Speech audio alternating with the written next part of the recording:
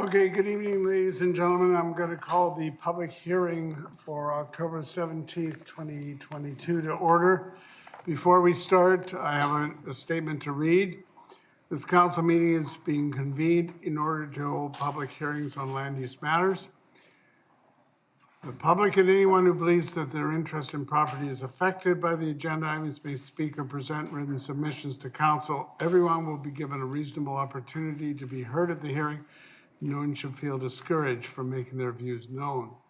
Those of you who wish to speak or have registered with the clerk should, after being recognized by the chair, begin by clearly stating your name and your address. If you have provided a written submission, please make this known at the beginning. All written submissions will be retained by the city clerk, who will form part of the record of the hearing.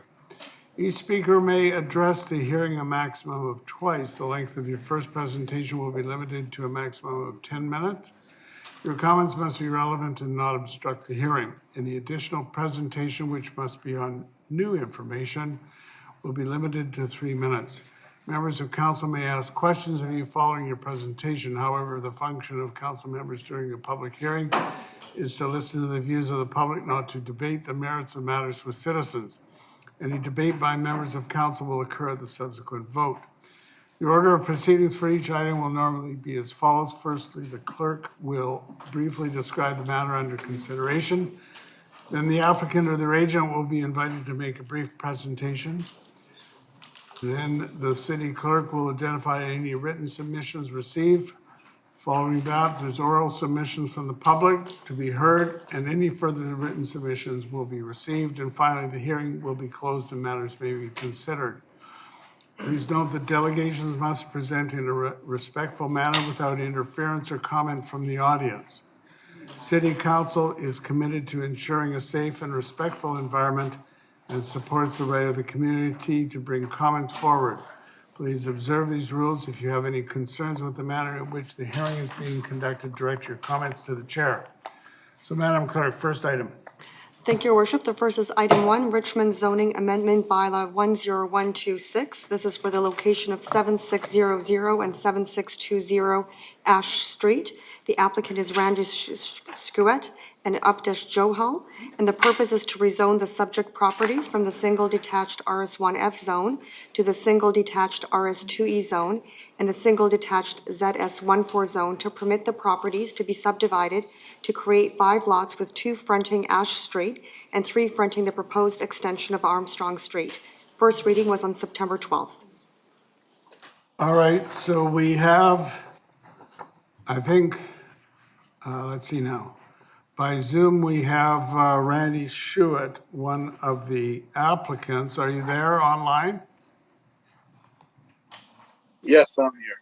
Do you want to make any presentation or just await questions?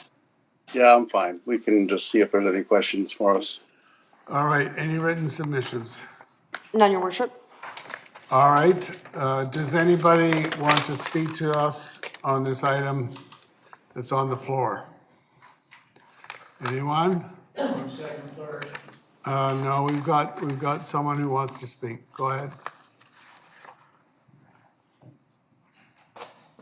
Evening. My name is Evan Dunphy, 6655 Linus Lane. Short and sweet, I just want to point out the hypocrisy of we're losing 19 trees for 3 units, and it was on the consent agenda, no discussion about it. We move forward to rental housing, and then it becomes a big problem. So that's all I want to point out is just the hypocrisy involved in that aspect of it, and I'll leave it there. Thanks so much. Councillor Day. Go ahead. To staff, I'm looking at the drawings or the map on page PH 15, and it shows that the lots 1 and 2 already face the road, but the future lots 3, 4, and 5 seem to dead end.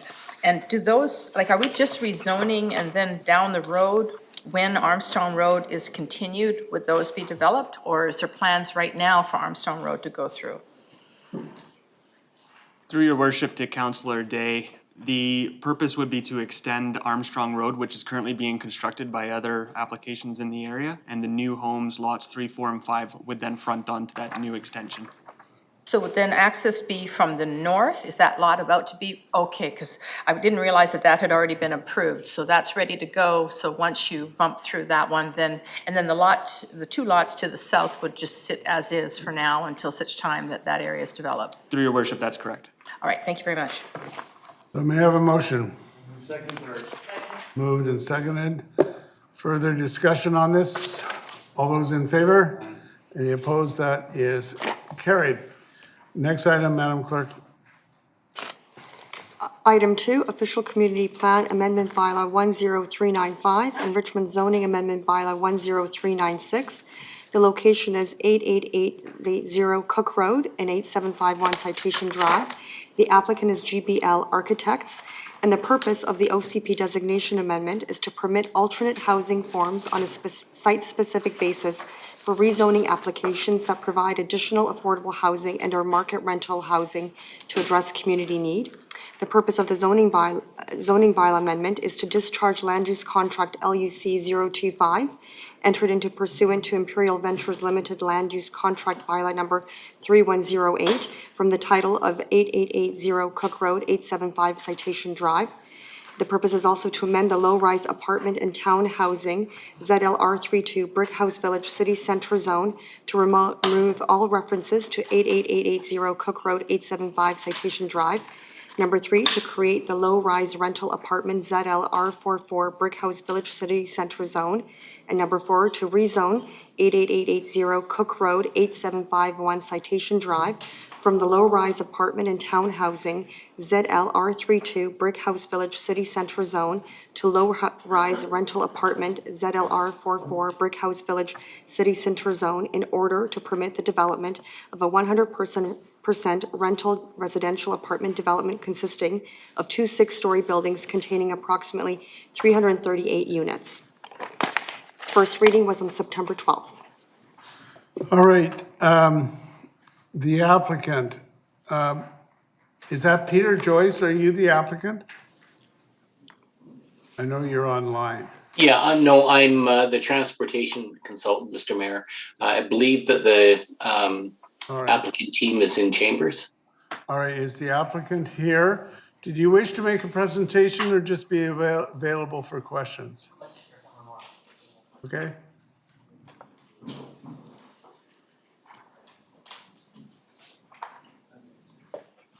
And Mr. Joyce, you're just here for questions? Correct. Okay, we'll see whether anything comes up. Yes, sir, and what's your name? Yes, just lost my screen here. Please Thank you. introduce yourself. Yes, thank you, Your Worship and members of council. My name is Parham Mahboubi, and I would like to share some remarks on behalf of Aaron and Danny, the owners of the Everbright Properties site.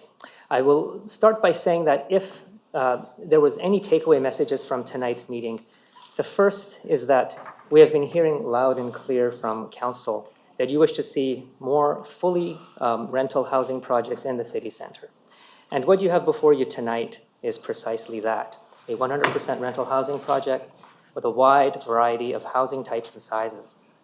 And as a bonus, it includes below market rental units and will be subject to BC Housing's income threshold limits for tenants. And of course, controlled rental rates forever. The second takeaway is that despite the multitude of development obstacles over the past several years, when we consider all the components and the merits of this proposal, as a package, as a whole, we truly have an amazing project that offers countless features and project benefits. We can say that your staff have really negotiated a tremendous deal for the city and the community, getting the maximum benefit out of the project. However, at the same time, this proposal is in survival mode. The developer has given everything they can for the project to be financially feasible by a very slim margin. So it won't take very much more for this project to go off the rails. I also want to point out the sacrifice that Everbright has been willing to make to get here today.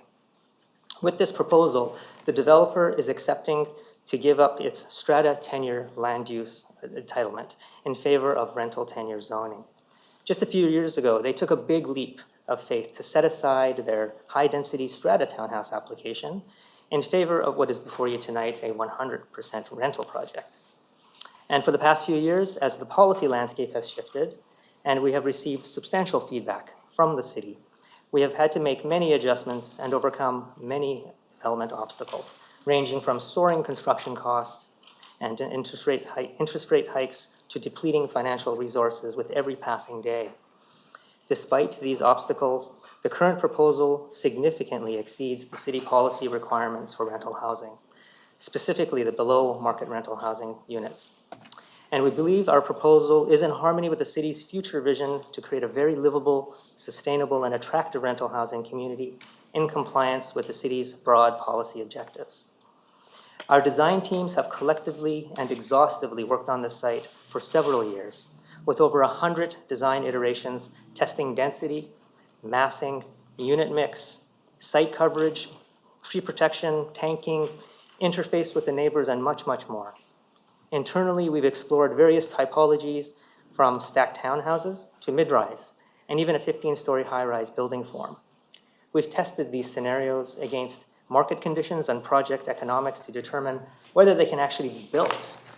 We finally landed on the most optimal land use. It is a sweet spot that yields the greatest benefit to the city and the community, and just barely meets the financial targets of the project. We also carefully considered recent feedback from council at meetings this past September. Given the financial realities of this project, while it is impossible to pursue every recommendation, we have tried to accommodate some of them where feasible. For example, Councillor Liu's comment about universal accessibility. Everbright will now voluntarily commit to equip some of the units in the project to be fully accessible rental units. So they will be turnkey ready, for when future tenants enter the building, and future tenants with disabilities. And in response to Councillor Steve's feedback, we were inspired to explore how we might introduce rooftop gardens as a means to encourage urban agriculture for fruit production. And so we have elected to provide numerous raised roof garden planters that will be available to all residents, all future residents of the project. And in honor of Councillor Steve's half-century of dedicated service to the community, we've also decided to install a plaque dedicating the rooftop gardens to Councillor Steve's in one of the designated urban agricultural areas. Of course, this is subject to Councillor Steve's blessing. We have already shared our recent commitments with your planning department, and later during the DP and BP process, we will closely examine these and other finer design details that have been raised by members of council. We were also pleased with the comments and the position taken by most council members on rental housing at recent meetings. For example, Mayor Brody, his stance on staying true to the city's vision and policies for rental housing and thereby supporting rental projects that are in compliance firmly resonates with our development objectives. Councillor McNulty has repeatedly highlighted the current rental crisis in Richmond and the need to expedite rental projects. His comments also illustrate his firm grasp of the need to balance city policies with the business side of rental projects and what it takes to delicately balance project costs and the delivery of rental housing, in addition to incentivizing rental projects. We heard Councillor Hobbs' views that even without the benefit of government subsidies or grants, this proposal will still meet much of the housing needs in the community to help tackle our rental housing crisis. Councillor Au commented that while there is no perfect formula for development, this rental project can still be considered a model community, and delaying this project does not benefit the city or the community. Councillor McPhail shared that the moderate income rental units address a critical gap in the local housing market, and projects like this contribute to providing housing options for a range of household types across the whole housing spectrum. Councillor Day has demonstrated her passion to get the best deal for the city when it comes to rental housing, and we believe that city staff have succeeded with this project. I could go on, but I believe that all of this feedback is quite encouraging to the team. And while we know there is no perfect development proposal out there that will satisfy everyone, this still tells us that we're firmly on the right track. The successful approval of this proposal will also send a clear message that this Richmond City Council is interested in working with developers to encourage more 100% rental housing projects on strata tenured properties throughout the city.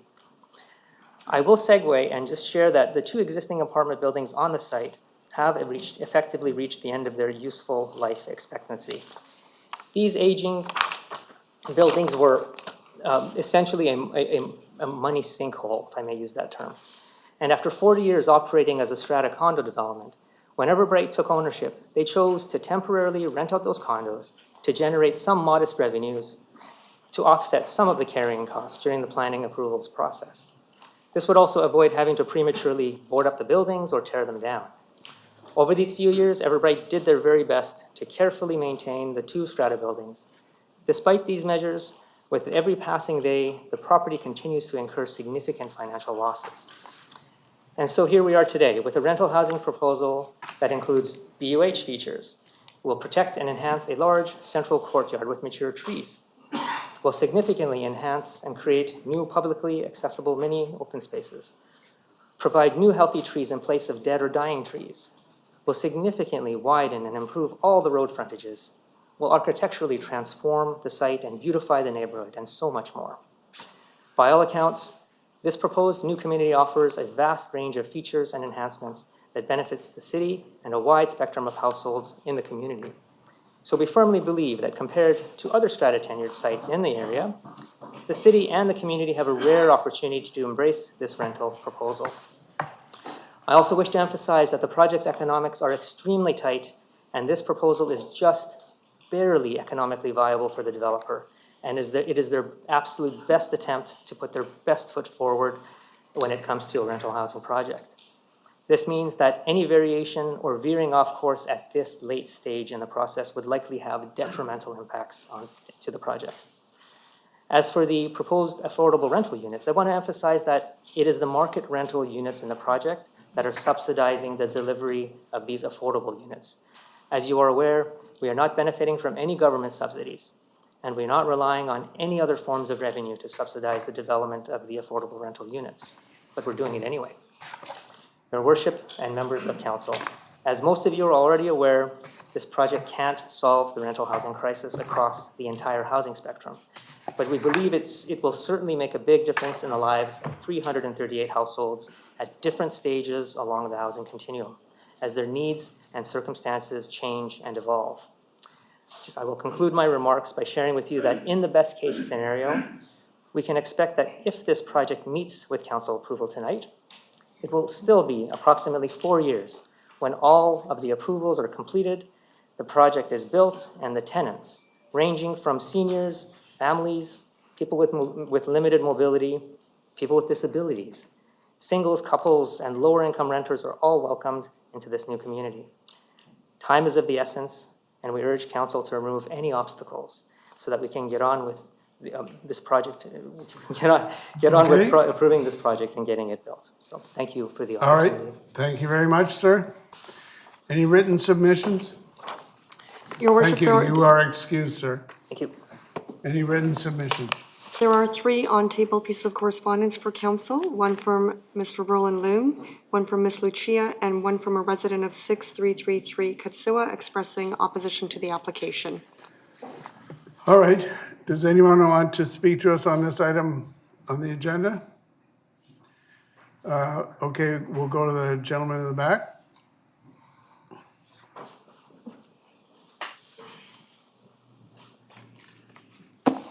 Please introduce yourself, sir. Krish Banaj. First of all, I just want to take a moment to congratulate everyone that got reelected.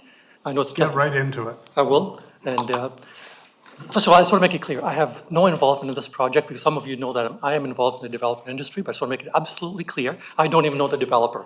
I just happened to see something about this project. I felt it would be, I guess, not proper not to speak up, even if I may ruffle some feathers. The reason I want to speak up is this. This property is located in one of the best locations in Richmond. It's right in the city center, across the street from a park, down the street from 2 elementary schools, down the street from a shopping center, and every service you can think of. And yet here we are, it's been going on for I'm not sure how long, to get this project approved. I looked at the project a little bit today, and I was really surprised that, how can I put this politely, that the developer is really going through contortions to try to fit this project on this property.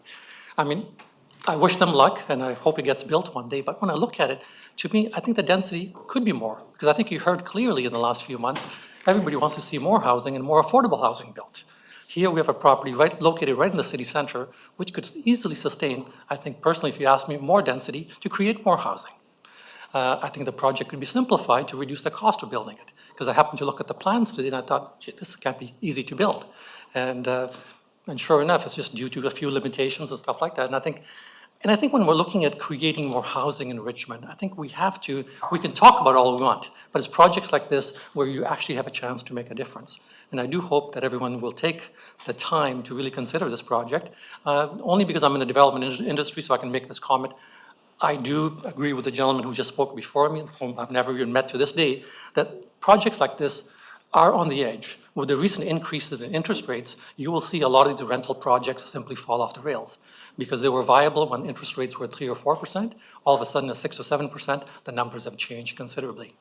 I just wanted to bring it to your attention, just as a fellow developer. I look at something like this going on, and I think, you know what, we're missing a great opportunity. I think personally, if I had the courage to do it, I could do it, I would send the project back, not for the reason that it's not a great project, but for the reason that it could be a better project.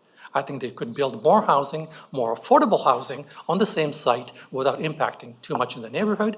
There's already all the services you could possibly think of available in the neighborhood. So when you get an opportunity like this, I think the city and yourself as councillors have to take the opportunity to really encourage it wherever you can. That's all I have to say. Got a question from Councillor Day. Thank you very much, Mayor Brody. Thank you for coming forward. As a developer, it's always nice to hear an opinion from someone who's in the business and understands the ropes. So when I looked at this project, I had a number of concerns, and the biggest concern is No, just ask a question. Okay, I will. I don't like the footprint. What do you think of it? Well, I didn't analyze the project in detail, but I can tell you we're building a very similar project in another municipality of a very similar scale. That's 350 condos right now. So I do understand that, yes, you can manipulate the footprint. And in this case, I think I read very briefly that there's some trees that were being identified as being somewhat significant and people are working around them. But my take on trees is very different than some people. I mean, we're doing a small project where we're actually going to spend $300,000 to save 2 trees. And I absolutely agree with them because they're fabulous trees, they're one of a kind, and we're going out of our way. I happened to drive through this project. Most of the trees that are on the project were built when the strata was built a few years ago. So yes, they're great trees, but should we really be trying to salvage a few trees in the middle of the project and making the footprint of this project so complex? Because I looked at the buildings and I thought, like, this is a horrifically expensive project to build. And it's due to the shape and configuration of it. Okay, that leads to my next question, because I was going to ask you about that courtyard. So I look at it, and the way the courtyard is, it's basically a big square, and then the courtyard in the middle. And, it's 6 stories high. Is there ever going to be any light in that so-called green space in the middle? Because I look at it and think, if it had just been turned the other way like a horseshoe, you could face south and you could have far more light, far more usable green space. What is your question? What do you think of kind of reversed it? At Town Line, we switched it, we did a mirror image. I mean, any project can benefit from some kind of redesign. But I think the simpler it is, yes, of course, I'm sure they've done their best trying to conserve trees and trying to maximize their density and everything else. But I think without being the designer, I think the architect is here. I think they're wonderful architects. I've seen their work here in Richmond. I'm sure they could come up with something that works equally well or better with your comments. All right, we've got a question from Councillor Liu. Thank you, through the chair. Thank you, Mr. Panach, for coming forward. So you mentioned that saving the trees in the courtyard is one of the limitations. You mentioned there are limitations, plural. So I'm wondering if you could elaborate on the limitations that you were referring to. The limitation, I think some of the trees and some of the setbacks and things like that. I just think that we have to be a little bit more open-minded when you look at a property of this scale where you can maximize the density. So when we talk about creating more housing, well, the only way you create more housing is if you build more of it. And you can make it more affordable by making it viable, how you build it. So in this case, I looked at the building, it's almost like a donut. You have a big hole in the middle, and they're kind of twisting around the parkade and everything else to try to make it fit. So I think we've made it much more complex than it needs to be. That's my take on it. Okay, thank you. All right, thank you very much. Thank you. This gentleman here.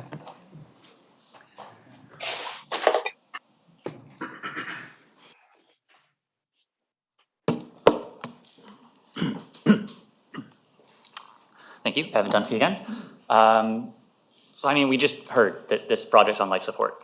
It's 4 years away from anyone living in it. It took years to get to this point. Send it back now to be redesigned and something else. It's gonna be several more years. It'll be 10, 15 years before there's anyone living here. You've all acknowledged that there's a crisis here. We need rental housing built, so let's build it. I think you just heard that, changing the footprint, you're gonna lose the trees. So if the trees are what your main concern is, you're gonna lose those with a different footprint that smacks the building down in the middle. So going off of that previous comment and saying, well, we should do that because that's gonna get what we want. No, you said you wanted to vote against this because you wanted to save the trees. You're gonna lose the trees if you build a 15-story tower smack dab in the middle of the lot. You're building 272 parking spots here. If you actually wanted to increase the livability of these buildings moving forward, if you wanted more green space, get rid of parking minimums. Work with the provincial government to change the building code to bring in point access blocks. The City of Vancouver commissioned a report from Larch Lab last year that looked at Vienna House. It's a building in Vancouver that's shaped similarly to this. They looked at it as a point access block, and the building envelope was 23% smaller. Same amount of units, same size, 23% smaller footprint. There are tangible ways that you can set policies and work towards these really noble goals that you have as a city. Constantly voting against projects when they get to this point so many years into the process is not it. You've all made promises for your next term on climate action, more affordable housing, improved cycling infrastructure, et cetera, et cetera, et cetera. There are so many tools that you can use, and this is a perfect example of where reduced parking minimums, point access blocks, whatever it is, could create better buildings in the future. So what I'm asking tonight is to approve this building, get it built, get those 338 homes for people to live in built, and then aspire to make the projects that come forward in the future better with better policy. Stop trying to nitpick and destroy individual projects that are hanging on for dear life, and work towards those future projects that are gonna come to you at the end of your next term. Make sure those ones are exactly what we want. Thank you. All right, thank you. Anyone else wanting to speak to us on this item on the floor? All right, may I have a motion on second and third? Moved. Yeah. So it's moved, what's that? Sorry, you wanted to speak to us on this item? Yes, sir. Well, then come down in the front. Is anyone else wanting to speak on this item? Yes, sir. Good day, everybody. I don't want to take... Your name is? Okay, sorry, sir. My name is Bush Onugwai. I'm originally from Nigeria. So I don't want to take much of your time. I live in this present apartment. Okay, let me say my address. My address is 111-888 Cook Road. So I'm presently living here where we are proposing this building, So what I just want to say in a nutshell is this, that 2 years ago, my house got burnt when I was living in Bott Road. So I called one of the owners of this building and explained to him, because I run a garbage business in construction. Then from there, I knew the guy. I called him and said, look at what happened to me, look at what happened to me. Immediately, he made one of the units available for me. Then I moved in. So, though there are so many help that I had done before then, but after that, now they said, oh, they could no longer help me, that the Red Cross and all that. So he helped me to move into the apartment. That time, I was so stressed out and everything too. What I'm trying to say is that because the building was available, that was why he helped me, and he saved me from anything that could have happened to me, disastrous, So I know that I've been in this country, and this is one of the greatest things that happened to me is living in this country. Since I've been in this country, my life changed. My people back home, their life changed, I see the way they do things like that. They respect everybody, animal, trees, and all that, But as the other guy said, I think that we human beings, we need shelter too. And we are the ones that will get a shelter for us to protect the trees and the animal. So please, I don't think there are ways that we can do things and adjust it and make sure that we provide shelter for human beings first in this present place that we are proposing this site, and so that everything can work for everybody, So sorry to take your time. I was reading one of the quotes from Albert Einstein, what he said the other day. I quote, say, by painful experience, rational thinking does not suffice to solve our social problems. He said, rational thinking alone cannot solve our social problems. We need action. We have to do something to solve problems. If we put a stop to this now, it's just a rational thinking, so maybe the trees and all that, but we have not really taken it to the next level. But now we can build like 338 units here. It's going to help other people like the way they helped me too, And the underlined factor here is what's called expansion. Many other people will be helped, and I think that when we help humanity, it will be better off for us. And I don't think anything like this now is going to ruin humanity, So thank you so much for giving me the opportunity All to right, talk to you. we've got a question, Councillor Day. Okay, Hi, thanks very much for coming. thank you so much. So you're living there now, and you would like to see it redeveloped? Absolutely, Okay, absolutely. okay. Yes. Thank you so much. Thank you very much. Thank you, sir. Thank you, sir. We'll excuse you now. Thank you so much. So we've got a motion on the floor for a second and third reading. Any discussion on that? Councillor Day? No? It's up from before. I didn't. put it- Okay, so your hand is still up. Councillor Steve? I'm sorry? Good evening. I asked if anyone else was going. I want to say something. All right, Thank have a you. seat. Is there Your anyone Lordship. else wanting to speak to this item on the floor? Anybody? All right, so you will be the last speaker. Okay. I've been in this building for 30 years, and it's time that this building has to be revamped, rebuilt. It's no longer. I love the place because it's so close to Richmond Center, the park, the buses. I'm a retiree, and I've always enjoyed living in this complex because it's just very suitable for me. Now that I'm retired, I need a low density type of living, and it needs to be done. We no longer can hang on to something like that. It's workable because they maintain it very, very well. The building is well maintained, security is well maintained. I feel very safe there, but we have to make the decision. As much as I don't want to leave the place, but I have the opportunity of coming back in senior type of living. Right. So thank you very much Right. for your time. Thank you.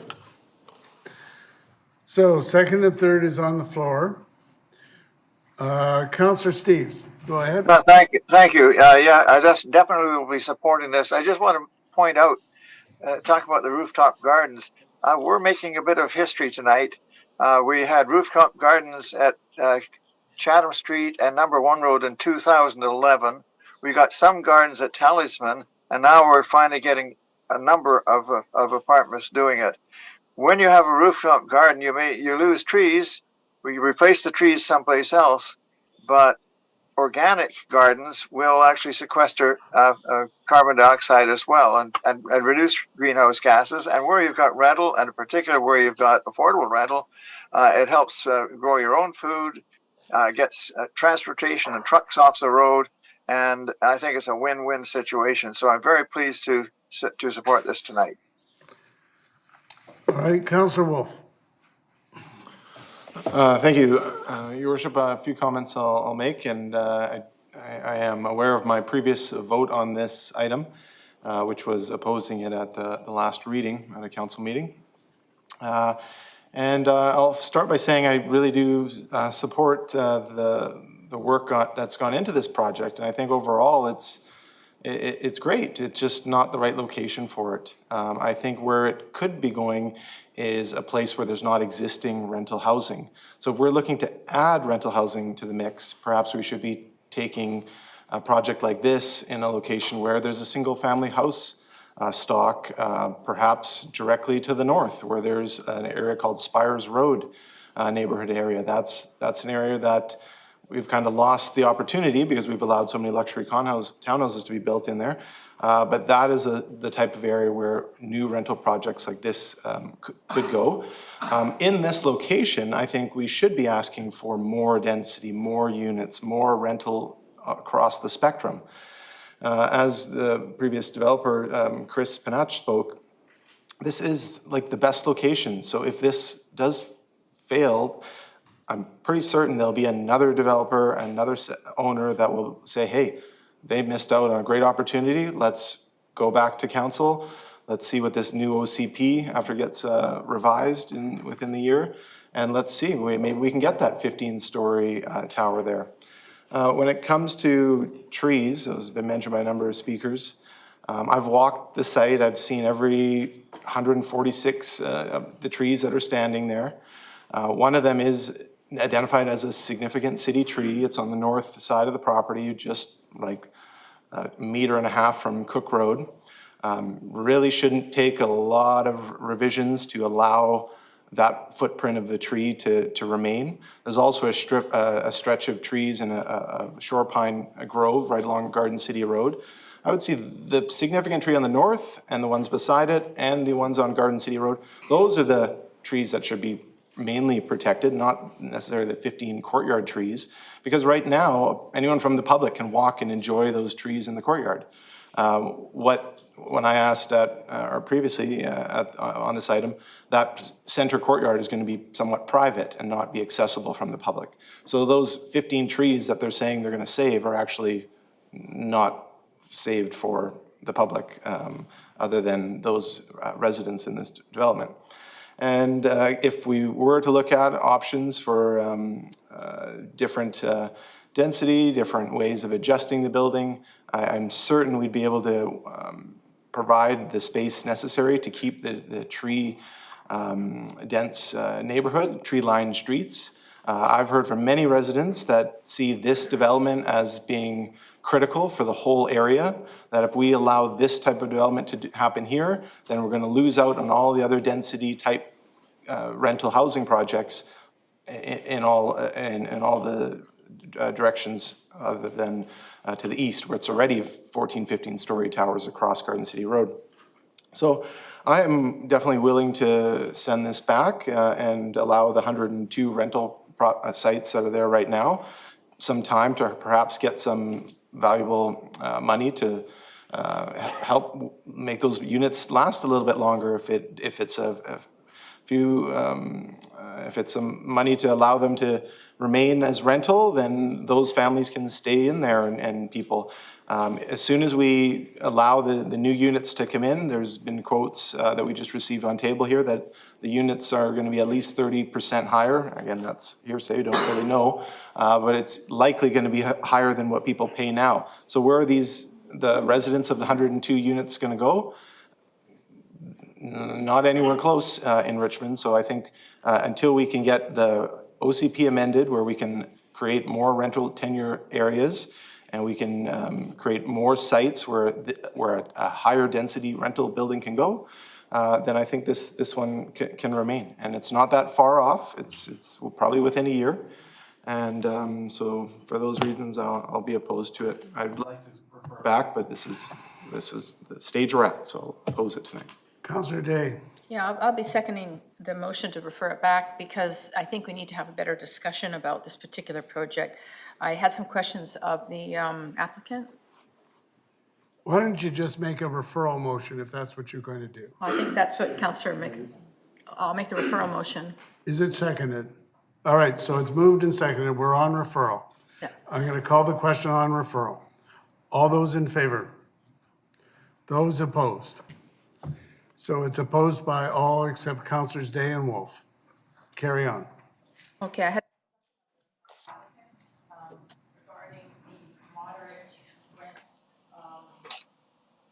Well, at this point, you're going to ask staff. Why don't you ask it? We have 338 units.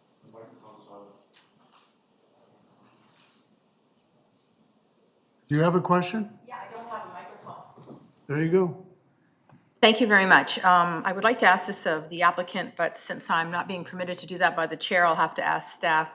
The complex is 338 rental units, and of that, only 66 will have moderate rent.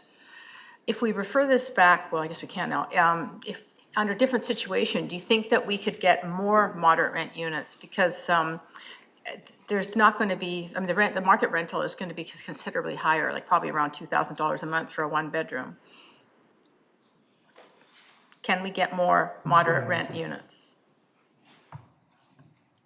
Through your worship to Councillor Day, there was quite a bit of investigation into the balance of units that could sustain this project. The applicant has looked at and determined that that was the maximum number of moderate income relative to the market rental units that could sustain the project. Okay, we had Councillor Wolf bring up the OCP. If the OCP was revised, we could potentially go at a higher level, or like taller, maybe 14, 15 stories. When do we expect the OCP to be completed? Through your worship to Councillor Day, under the current official community plan, we do have the ability to go higher for the provision of 100% rental. It is not proposed in this circumstance. Okay, so it could go higher even under the current OCP.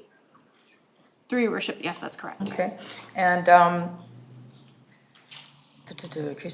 okay, so I had a chance to meet the applicants in the lobby. We had a very good conversation, and one of the things I learned was that, you know, they came to the city in 2018. It's now 2022. Is there some way we could have sped up this process? Sorry, do you want Go ahead. Through your worship to Councillor Day, this application was received in 2021. It has been expedited. While the applicant may have been working on the project since 2018, an application was not submitted to the city until 2021. Oh, okay, that clears it up. Yeah, there you go. Okay, so I'm really struggling with this one because, as Mr. Panache pointed out, this is a key location in the city of Richmond. And right across the street is 14-story high apartments. And I feel that that alone is worth reconsidering, and that's why I wanted to send it back to staff. The other thing I really don't like about it is that it's as Mr. Panache pointed out, a donut. I mean, how much sunlight is ever going to be in that courtyard? I mean, it's such a short window of opportunity, and I don't think it's usable. In the Talisman project, we recognized as a council that we needed to reverse the plan and to put the park where the trees already were. Well, I think we need to do the same thing with this project. We need to reverse it so that it's a more usable public area for the people who live there. I also feel strongly that the rent situation is going to, yeah, it's great to have more rentals, but who'll be able to afford them? Right now, a one bedroom is $1,184. And the moderate rents, which only 66 will have, is $1,438. So significant increase. And I'm sure at market rentals, they'll be closer to $2,000. Whereas with affordable rental rates, which is what we require in buildings that are built not 100% rental tenure, that same rent for the one bedroom would be $975. So we're going to lose 110 affordable units and gain 66 moderate units. So that concerns me a great deal. The other thing is the trees. I mean, if we had a smaller building with a taller profile, we could have more green space, which would be better for the environment and better for protecting the units that live there or are there, so that they would be able to have more shade. And the other thing is there's two heritage trees, a 94 centimeter caliber Western red cedar and a 31 centimeter caliber Douglas fir tree. And those are significant trees. You can't just go buy one of those. So I think saving them should be a top priority. And given that they're on the north side, I don't see why we couldn't do a little jog on the sidewalk and save those trees. So I feel that this project, while great because it is a rental, and we certainly need more of those in Richmond, it gets on my report card a B grade. I'd like to see a development that gets an A grade because it's going to be here for 40 or 50 years. And I would rather see us get it right than do it fast. So I will be opposing this. Councillor Liu. Thank you, Worship. I'll be supporting this. I think that the developer's really gone to a lot of work here. I don't believe that delaying the project will make it more affordable. I think we all are watching interest rates rise. I think we're all, if anybody's trying to get into the market, they're realizing that it's pulling away from them because the interest rates are going up. Well, if you're one of these developers and you're holding on to one of these pieces of property and you're waiting for your land to be able to, waiting to be able to build on it, you're watching your carrying costs just escalate and go through the roof. So our strategy shouldn't be to bankrupt this developer so that he then sells it and walks away from it, and then a new developer comes in and figures out how to paper it. That's not how this should work. When concrete's selling at over $1,100 a square foot, it's never going to be more affordable to build concrete instead of timber or wood frame. You know, certainly this developer has worked hard, as many other developers have. And certainly in 2018, we got a new council, and many of these developers were watching basic subdivisions, splitting a house into two back-to-front duplexes, so 4 homes, get sent back and take an additional year or over a year while they had to rethink it and come and try and figure out something else, even though it wasn't possible to do anything else, and then finally come back. So wasting a year and a half of their time. So, you know, staff and the developers are trying to come forward with projects that are viable, that are going to work, that are going to get passed here at council, and they're working hard to try and figure it out. This is an all-rental building. It's going to create rental in the city. I think if we agree that we want some rental in the city, it's close to school, it's close to shopping, it's close to everything. The school's close by, it's got a community garden in it as well. There's trees in that park. It's a couple hundred meters, it's 100 meters away. You can just walk over to the park and you can get together with your neighbors and everything else. I think this ticks a lot of the boxes. So I'm going to support this, and I think that trying to hold on to old properties that are past their best before date and well past their best before date, even from people coming in who are living in them, saying it's time to let them go and move on. That's not our strategy for affordable housing for people, is old buildings.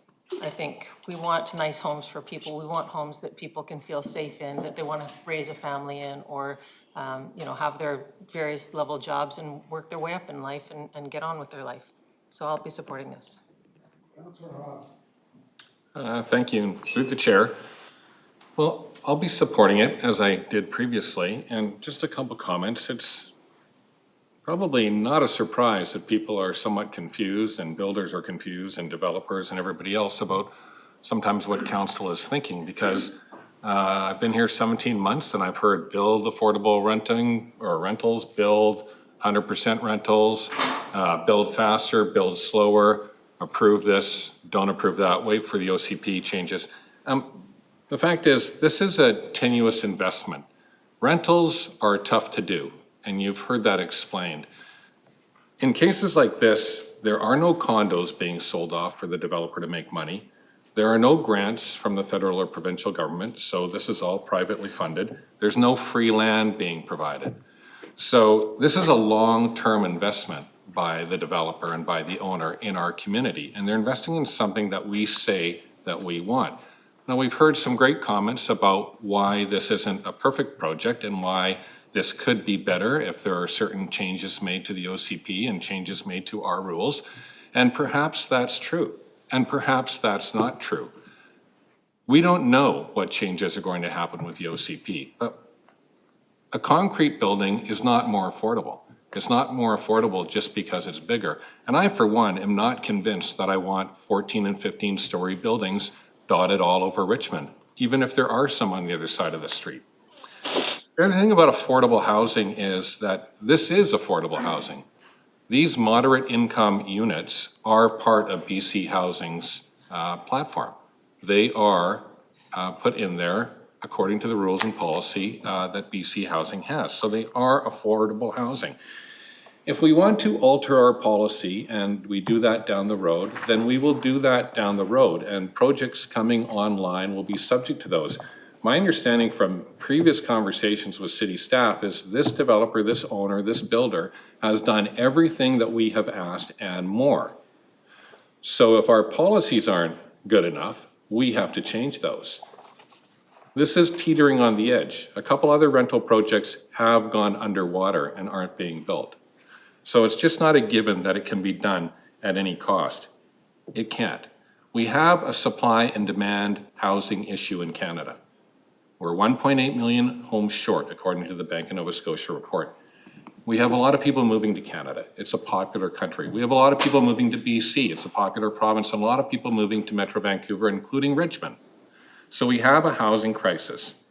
If we don't build anything, we're not going to improve the housing situation in Richmond or in Metro Vancouver. If we wait for everything to be perfect, that will defeat us building anything, because it's not going to be perfect. There's always going to be differences of opinion. And so it's just inevitable that we won't improve the housing situation if we keep sending things back and people just don't follow through on their project. This project could be a little bit different. I, for one, would not have retained the trees in the courtyard. I grew up in Richmond. I've been there numerous times. I've walked through it lately. We could have planted new trees, more trees, better trees than the ones that are in the courtyard, and it could have had a different footprint. But the city of Richmond required them to do it this way.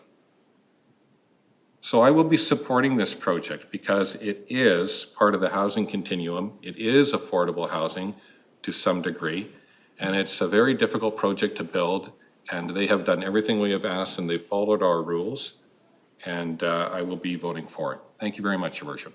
Councillor McNulty? Yeah, thank you, Worship. I was going to speak on this because I thought we'd had all the discussion. Seems again we want to change the goalpost at the last minute. And I just, and yet we're in favor of affordable housing and we want to hold it up. I think we got to sit around the table and look at ourselves and try to provide an environment for development. You know, it's really, I don't know what the developers are feeling out there right now, but I'll bet they don't feel supported. And yet it is good, it's a good project. We can't wait for other levels of government, Your Worship. We've got to start acting on our own. And I'd like to see that rhetoric stop because the feds are so far away from coming to affordable housing, and so is the province. It's great to get elected leader of a party or lead another party, but I don't see any cash coming across the waters to invest in the community. But this particular development gave us what we asked for. We asked for everything in here. And now we're saying we want more or we want something different. They've sat down with staff and they've come up with this. They've decided to put what resources they have. I'm not in terms of money, et cetera. And they put forward their best foot and said, this is what we can afford. Whether they go to the bank or it's their own money, whatever, that's not our business. But they put it forward and said, okay, here's what we can do. And this is what we can do, and this is what we'll pay for it, and this is the rents we can do and offer, and we need it. It's interesting when we heard from our two members of who live there, and thank you for coming forward. It needs to be replaced now. I don't like where I'm living. I don't know the situation, but I listened to you, and thank you very much for coming forward. And they're saying that it needs to be played, not 4 years from now, 6 years from now, or 8 years from now. They're saying it needs to be done as soon as possible, and they're willing to follow whatever the process is. And I thought it was one lady, I don't see her anymore, yes I do. She said, I'm looking forward to coming back. Gosh, that's the best news I've heard all night. I hope you're welcome back, and you get a chance to come back. And I'm hoping I'm around when you come in. I'll help you key the door. Okay, and we'll have a welcoming party. So, Your Worship, I think we've got to move some of these forward. It's amazing how everybody, as Mr. Dunphy made, everybody committed to affordable housing and jumped up and down saying, I'm doing it, and now we're putting roadblocks in it. You know, it's interesting, our population is going up every day. People are looking. We have immigrants coming in from Iraq, Iran, Ukraine, Ontario, Alberta, et cetera, looking for housing, et cetera. And just the general people. And still, we need to provide for the people that are already here. And, as the lady said, I've lived here 30 years. God bless you. Okay, and that's the people we've got to look at, some of our own, as well as welcoming new people. And I do welcome them, but I think we've got to get on with it, Your Worship. So I will be supporting this, and I think the development committee. I think it was Councillor Liu that brought it. I'm afraid if interest rates go up any higher, we won't see any building. And the building is the backbone of our community in terms of the economics and taxes and what have you. And the banks have shown no mercy to anybody. They don't show any mercy to developers. They don't show any mercy to the city. When we have to borrow money, Your Worship, as you well know, we have to pay maximum rates. So the banks are on it. Yes, this could be a better one. We could have built a tower there, but obviously the applicants didn't see that they could deal with that. And if that's the case, we need to do it once, pass that information to them once they apply. We should have told them 2 years ago, 3 years ago, would you consider a tower? Would you consider dedicated? Would you consider this? Not at the nth moment when they're hoping to take whatever decision we make tonight to the bank, one way or the other, or fold it tonight. Either fold it, right. As I say, you fold them, or you go and say, give us the rest of the money, we want to break dirt tomorrow. So, Your Worship, I will be supporting it. I think it's a good project for what we asked for. Councillor Al. Your Worship, I'm going to support this proposal. As I said before, this could be one of the best opportunities that we could have. And also this can also develop into a template that we can use for the future. And I think this is also a good demonstration of how staff and developers can work together to try their best to solve the problem.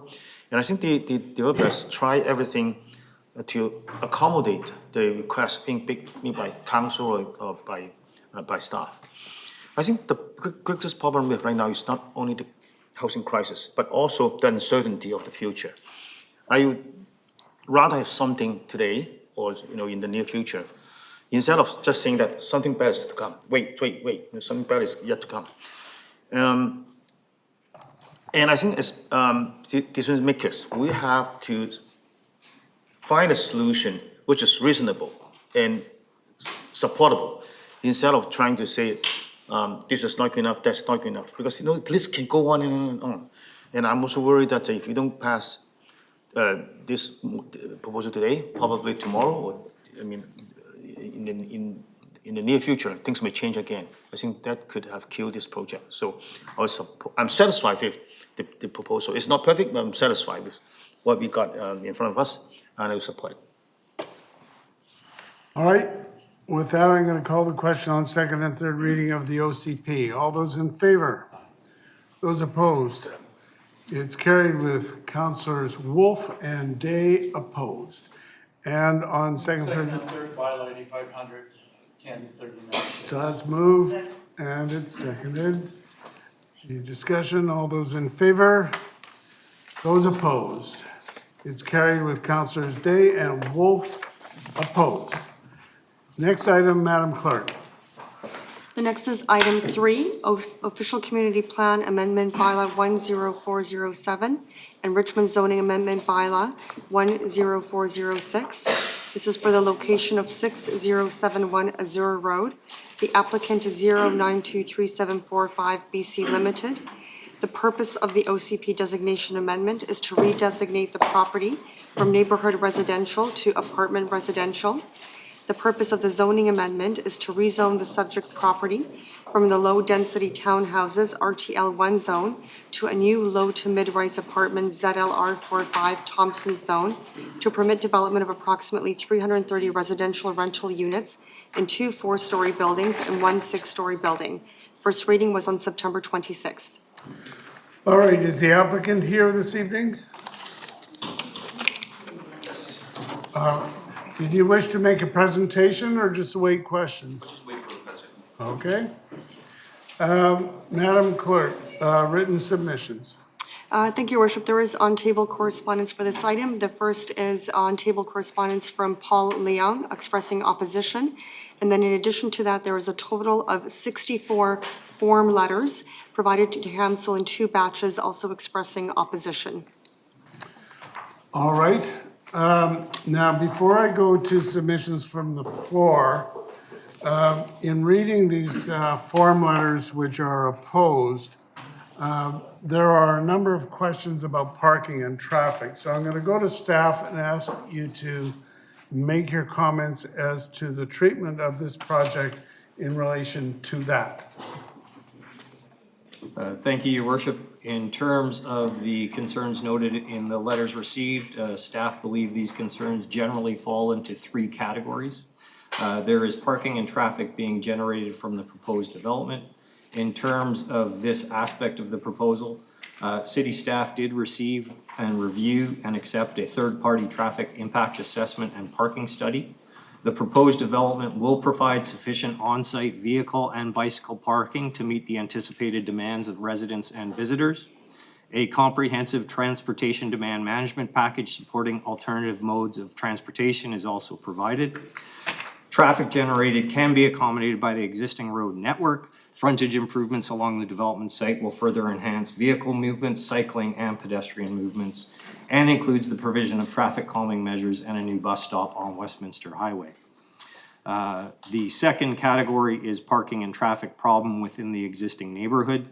At Planning Committee, staff were directed to explore a resident-only parking pilot program in the vicinity of the proposed development. Staff are in the process of developing a comprehensive work plan in response to the above direction from Planning Committee.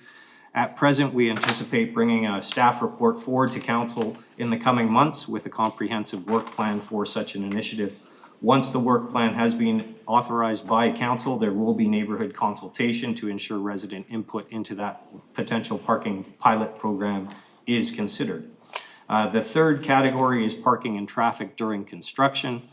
This is addressed by the fact that a construction traffic and parking management plan must be approved by the city prior to construction.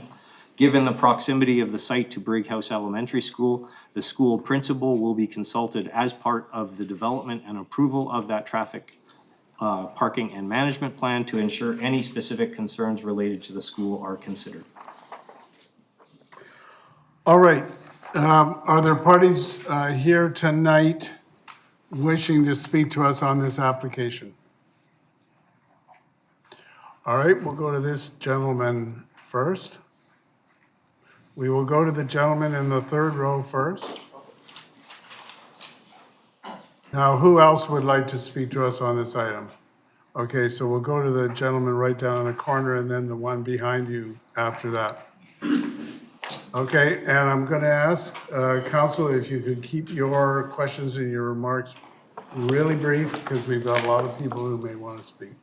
Yes, sir. Yes, my name is Sam Wang. My address is 6120 Azure Road. I just moved into this neighborhood a year ago. Well, my personal experience is that on any given working day, there are about 6 or 7 cars parked in front of my house, on the side of my house. My house is sitting on a corner lot, so they park over 7-8 hours a day, sometimes overnight.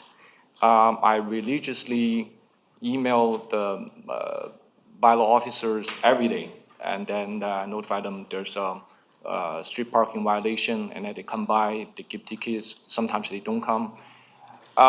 So basically, Azure Road, Azure Boulevard, Outer Court, Skaka Crescent has become a parking lot, literally. Employees from the hospital, from the health science building, and sometimes the maybe visitors or homeowners of the 6071 Azure Road park along the street and then walk back to their home at 6071 Azure. And my concern is, as stated, that traffic, security, and privacy are those main concerns. What I wish is that the council will reconsider this application rejected, send it back for revision to reduce the number of units. Right now, the entire city block is consisted of, give or take, 220 single-family home owners, single-family home household, about 150 apartment units, and 50 townhomes at this subject address.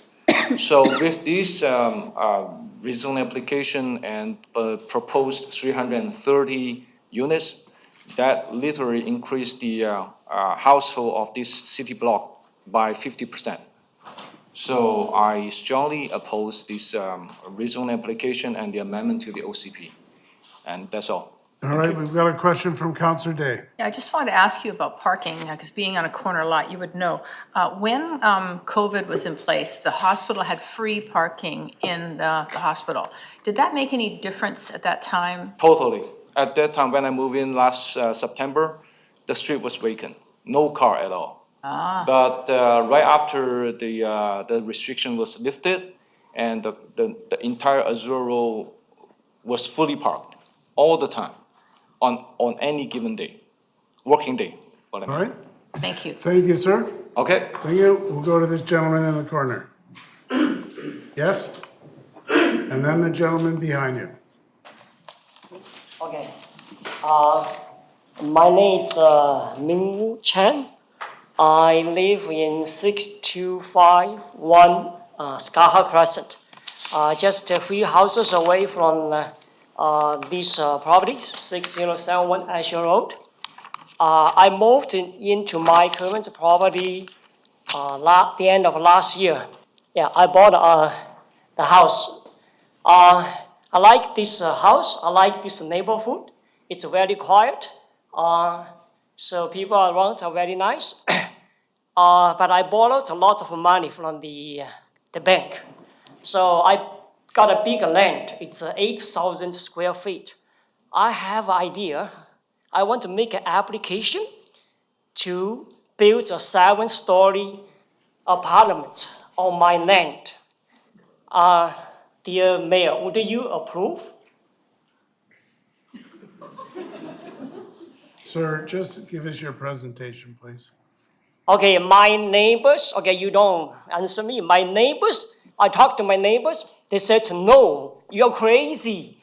This is quite a neighborhood, so nice. So you are building a 7-story house here? You must be mad. Okay, we are going to see many traffic, and we are going to see many people walk around here, and they don't have any privacy because the people stand on your 7th floor, they can see you. See, no privacy to them. So they said they are very crazy. Okay, then I changed my mind. How about I allocate 20% of my floor spaces to low-income family? I rent to them. They Sir, still say no. Just talk to us. Yeah, they. Not talking Yeah. to them. Okay, they You're still talking to say us. no. No, this is unfair to them. So you are going to make still same thing. Lots of traffic. Okay, give the low-income people 20%. Okay, 20% to the low-income people. Okay, that can help the people, but it does not help us because we are going to see more traffic. We're going to see more people around here. So they just say no. So then coming to this property here, it is the same thing. So this property is just next to my house, just a few houses away. Are we allowed then to build 3 tall buildings? 2 of them 5 stories, 1 of them 7 story. And even though they're given 20% renting units to low-income people, it is still crazy. It's going to cause a lot of traffic problem. Many people will be here, so it's going to be easier. It's no longer a nice neighborhood. So I am, and many of us are strongly against this proposal. All right. Thank you. Thank you. Hold it. Please, have a seat. Have a seat. Ladies and gentlemen, we're not going to have any applause in this room. And the reason is because this is not a theater performance. This is a very serious consideration of land use matters. okay? And we're gonna treat it as such. So whether you like the decision or not, yeah, you can show us your pages, but we're not gonna have any applause and we're not gonna have any audience participation. So I'll go to the second gentleman there, and come on up. Who would like to be the next speaker? Okay, Mr. Dunphy will make you the next speaker, and who after him? We'll make that gentleman over there. Yes, sir. Dear Mayor, Councilor, good evening. I'm the owner of 6140 Testicle Crescent. And your name is? My name is Joe Luo. I strongly against the rezoning of 6071 Azure. I'm holding the map of the Richmond 2041 OCP land use. It clearly indicates that the current townhouse area should be remain as neighborhood residential instead of low to mid multifamily density. First, I did some research with the development consultants. They indicate it was not possible with zone from neighborhood residential to mid density with the bylaw 8500. We appreciate you consider different type of citizens such as modern income group in Richmond. We would love to help them relocate too. However, the real situation and the future problem of this project cannot be ignored. First, the current density of 6071 Azure is 0.55, which is 71,018 square feet buildable area. However, after we zone to 2.1 density, it increased to 271,160 square foot buildable area. With such large number of population increase, it will bring lots of problem and influence to our community. First, how could we control the current traffic? It has been super busy already with the hospital and school area on this traffic. How can we secure our children when they pass the street? Second, there are 270 parking spots, but there are proposed 330 households. Please let us know how we can control all these cars not parked on in front of our house, as most of the neighbors are concerned about.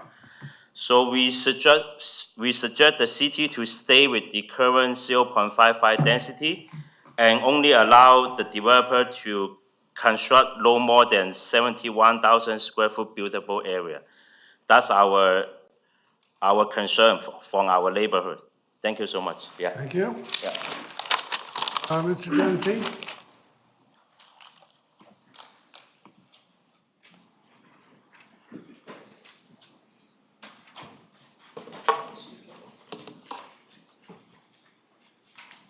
I was going to talk about built form again and our goals and all that stuff, but I think I'm going to go in a little different direction here.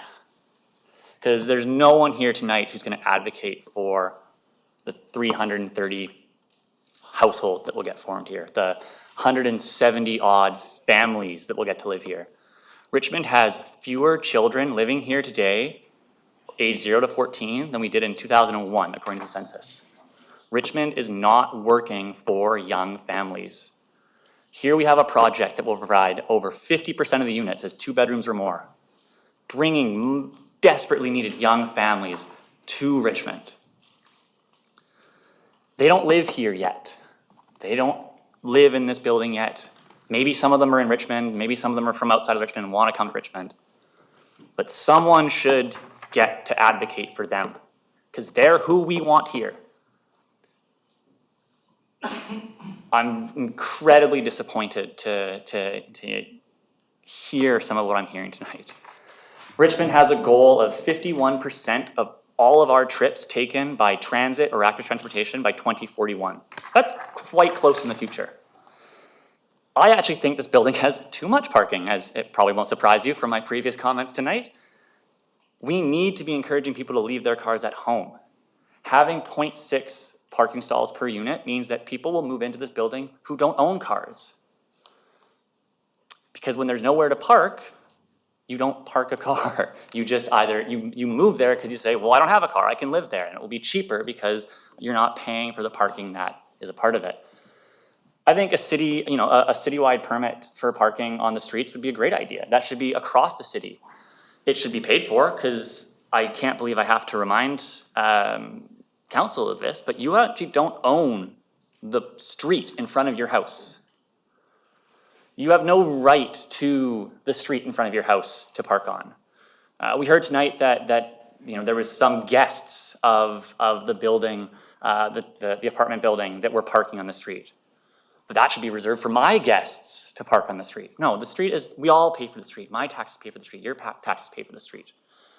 So if we want to do a citywide permitting for street parking, absolutely, let's 100% do that. And let's find a fee that adequately covers the cost of that expense. But long-term, let's look at meeting those goals in our OCP. 51% mode share, that's a great goal. I love that goal. We should be putting policies in place that get us towards that goal.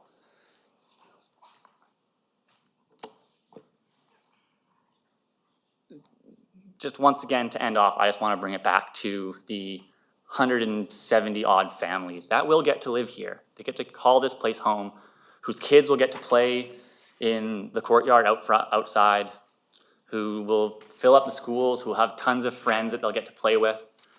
Probably have some street hockey games starting up in some of the cul-de-sacs there. This is a great project. I'd love to see it 6 stories all around so we could get rid of that little bumpy bit in the middle and move that away and actually have a huge open space in the middle.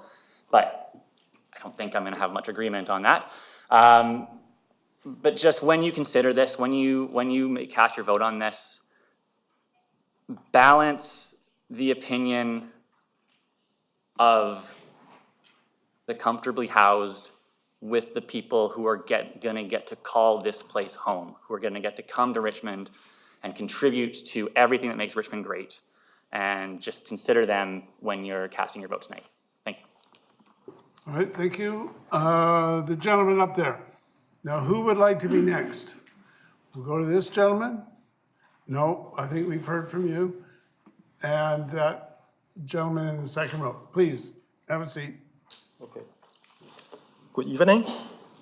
My name is Paul Wu. I live in 6051 Elder.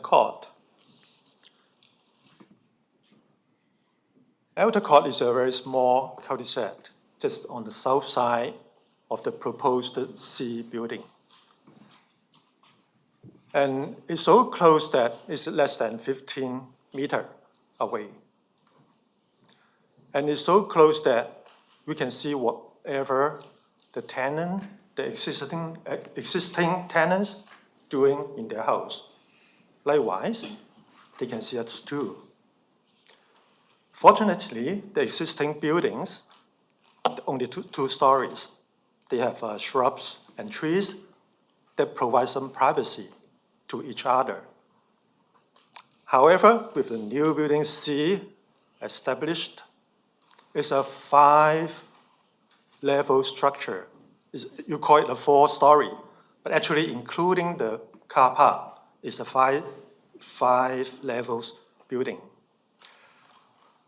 And you can imagine it looks like a great wall span the whole width of the lot. And we are just a small cul-de-sac in front of it. You get a perspective of somebody is always watching you from the window, because there will be no tree tall enough to provide the privacy we used to have. I sincerely invite all the councillors to visit our neighborhood to have the perspective of how the privacy are invaded to us. I live in Richmond for the past 30 years, and it was a very quiet and peaceful community.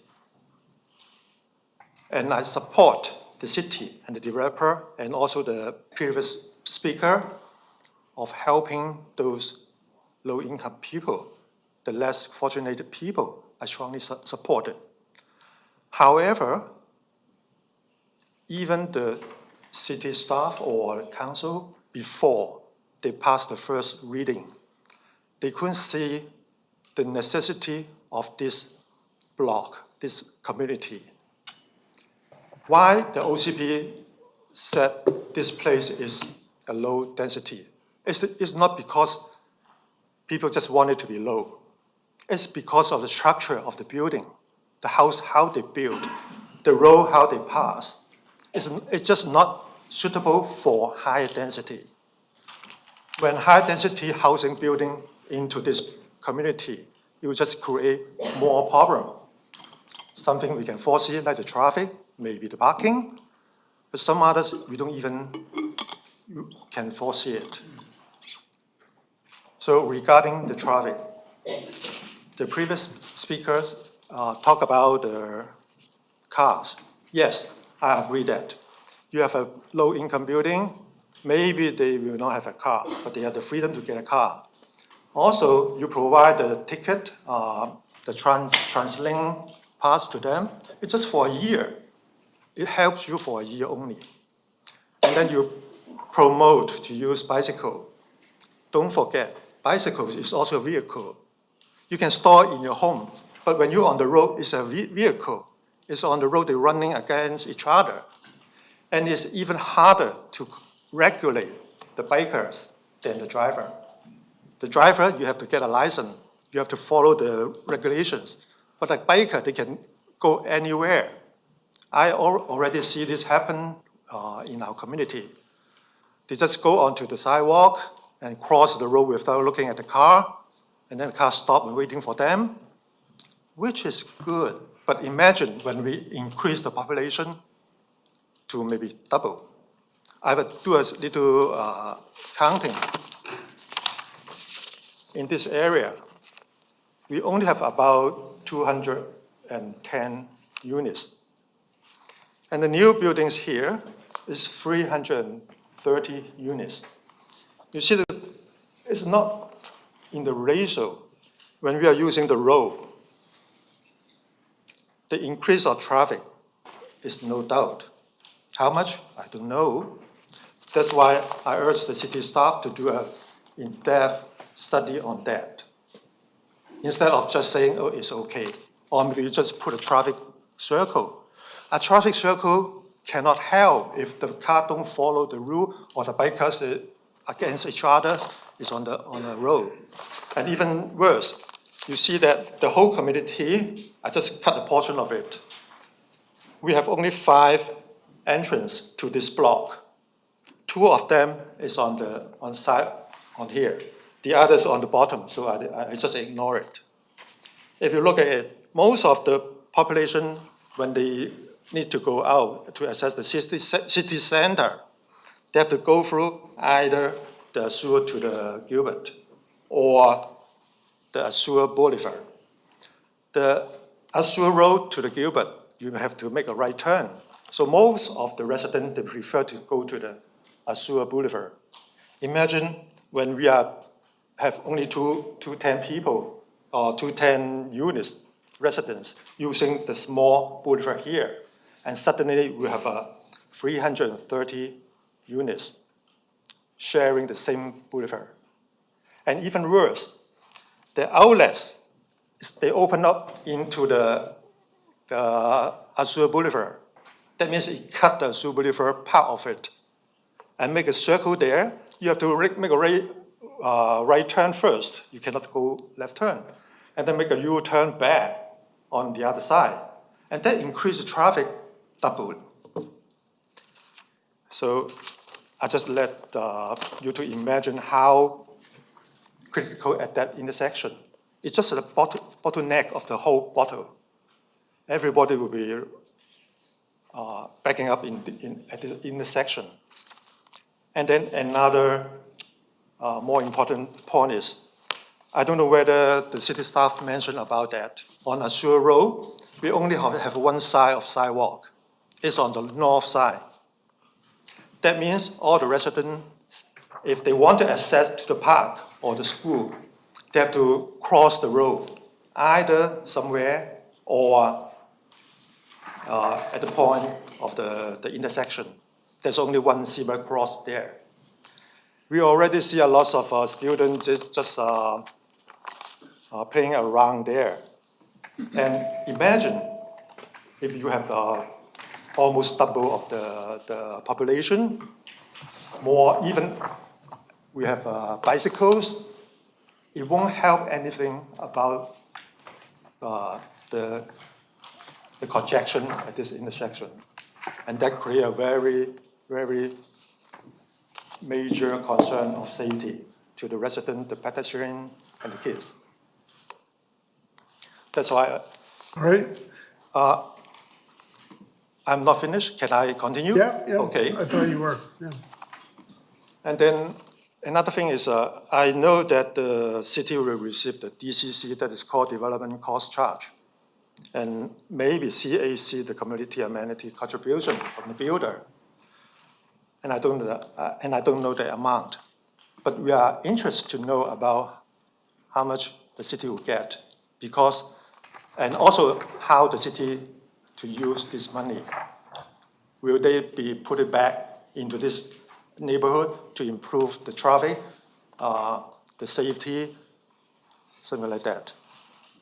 And for the developer, of course, they increase the renting unit tremendously, and they have a substantial gain in the renting income.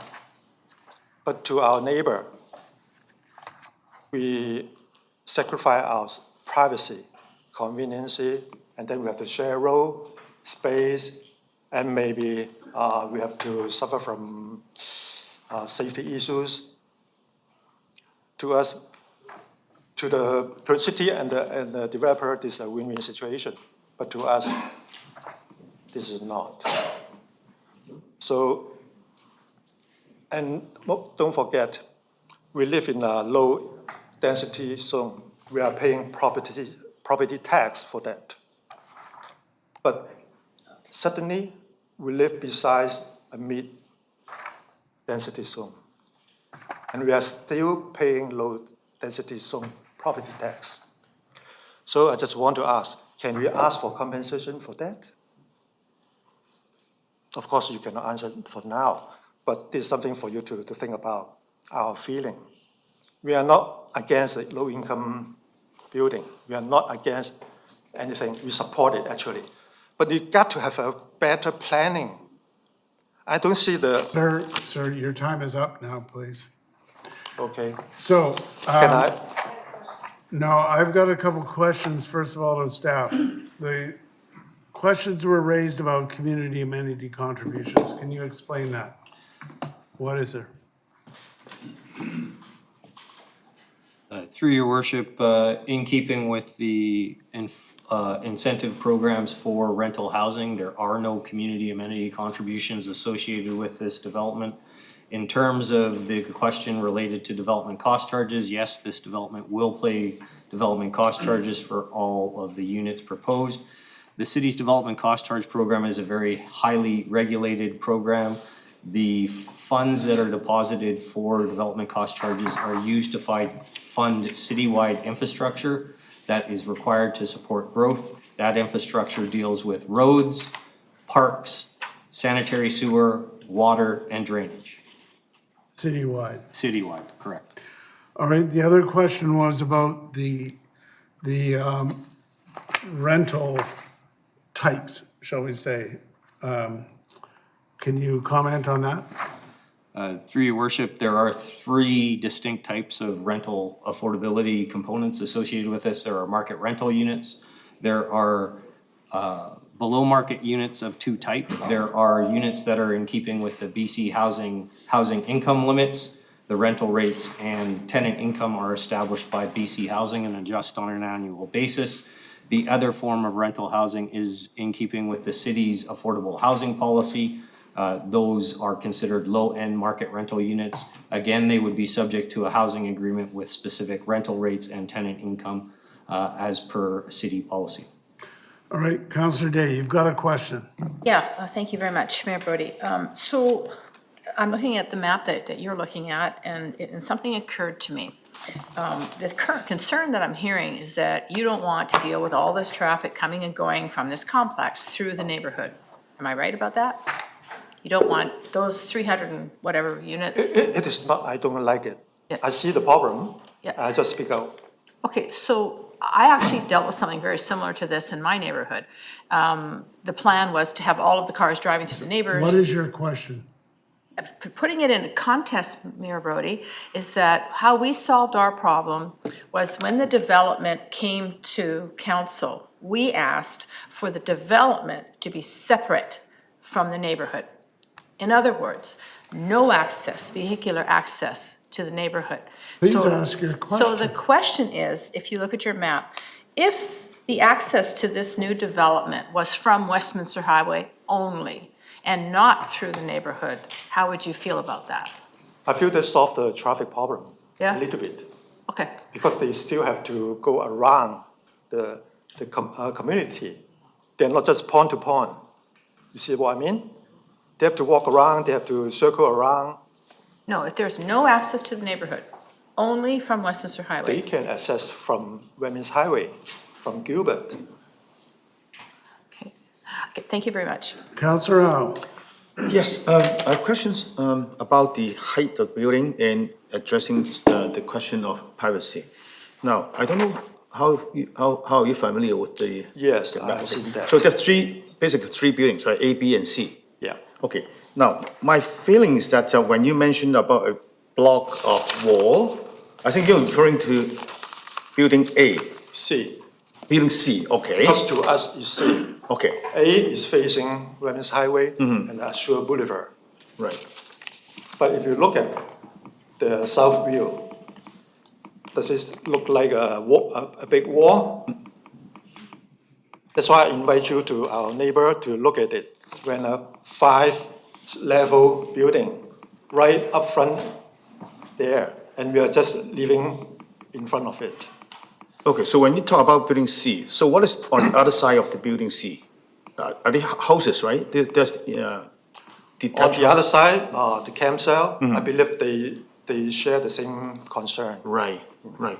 So my question to you is, if we make this building C into 2 floors, or even get rid of this building, would the proposal be more acceptable? Of course. Yeah, because the distance become a little bit longer. Right now, 15 meters, you can see everything. Right. So we have to put up blinds or something like that in the future. Okay, good too. I can see your point, right? The block of wall and also the interference into privacy. Okay, thank you. And we don't see any All right. sky from there. Thank you, sir. Thank you.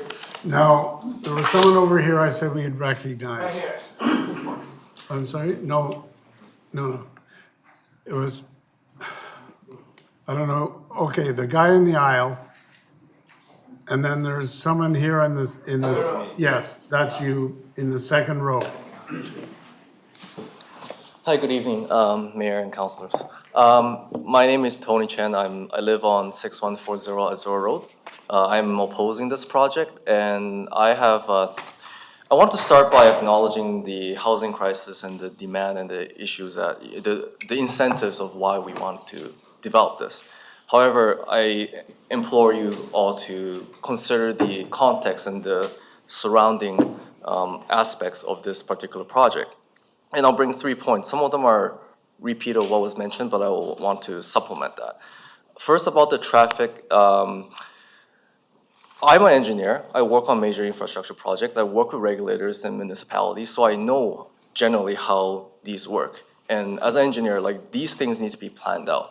When I see the traffic plan, or the lack thereof, or how the vehicles come in and come out, how they access Westminster Highway or Gilbert Road, or how they go the other way, and the volume of it, the lack of information there speaks volume to the lack of planning behind this. And,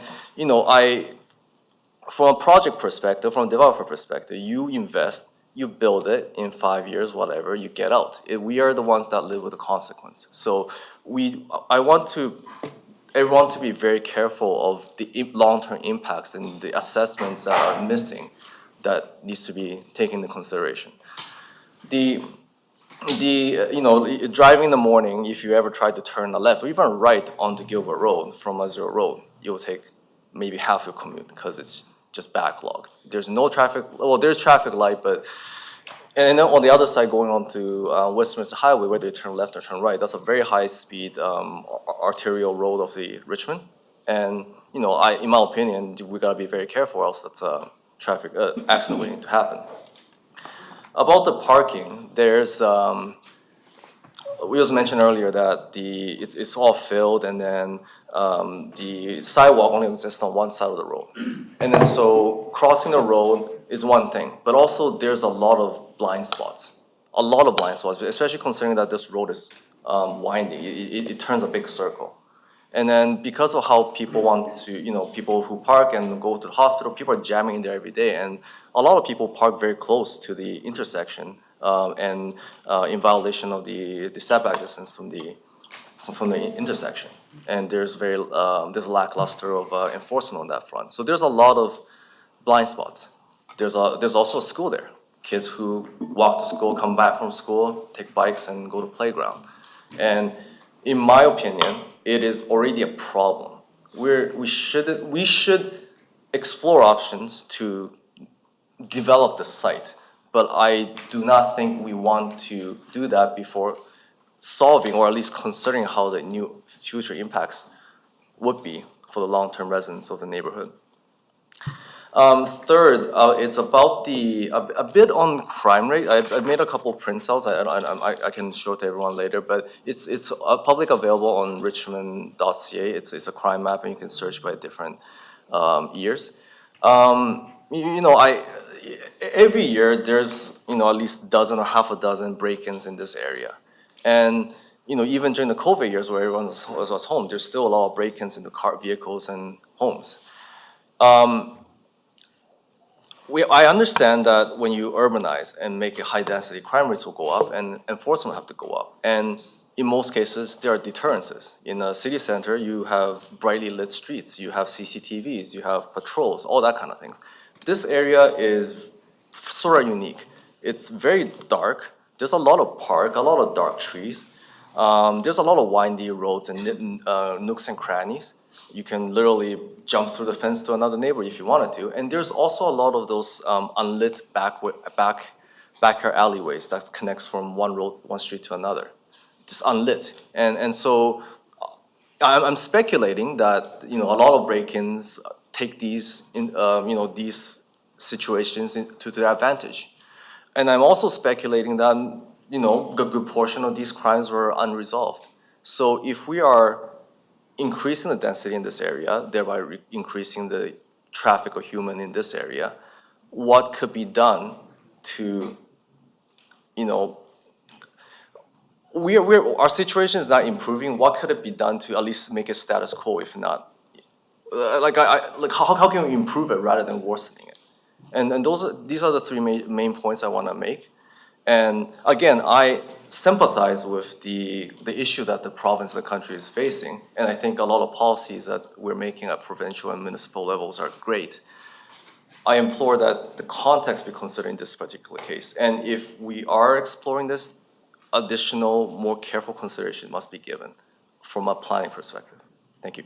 All right, thank you very much, sir. No questions. The gentleman in the second row. And then who would like to follow him? Okay, so the gentleman there with the glasses, and then the lady with the pink hat.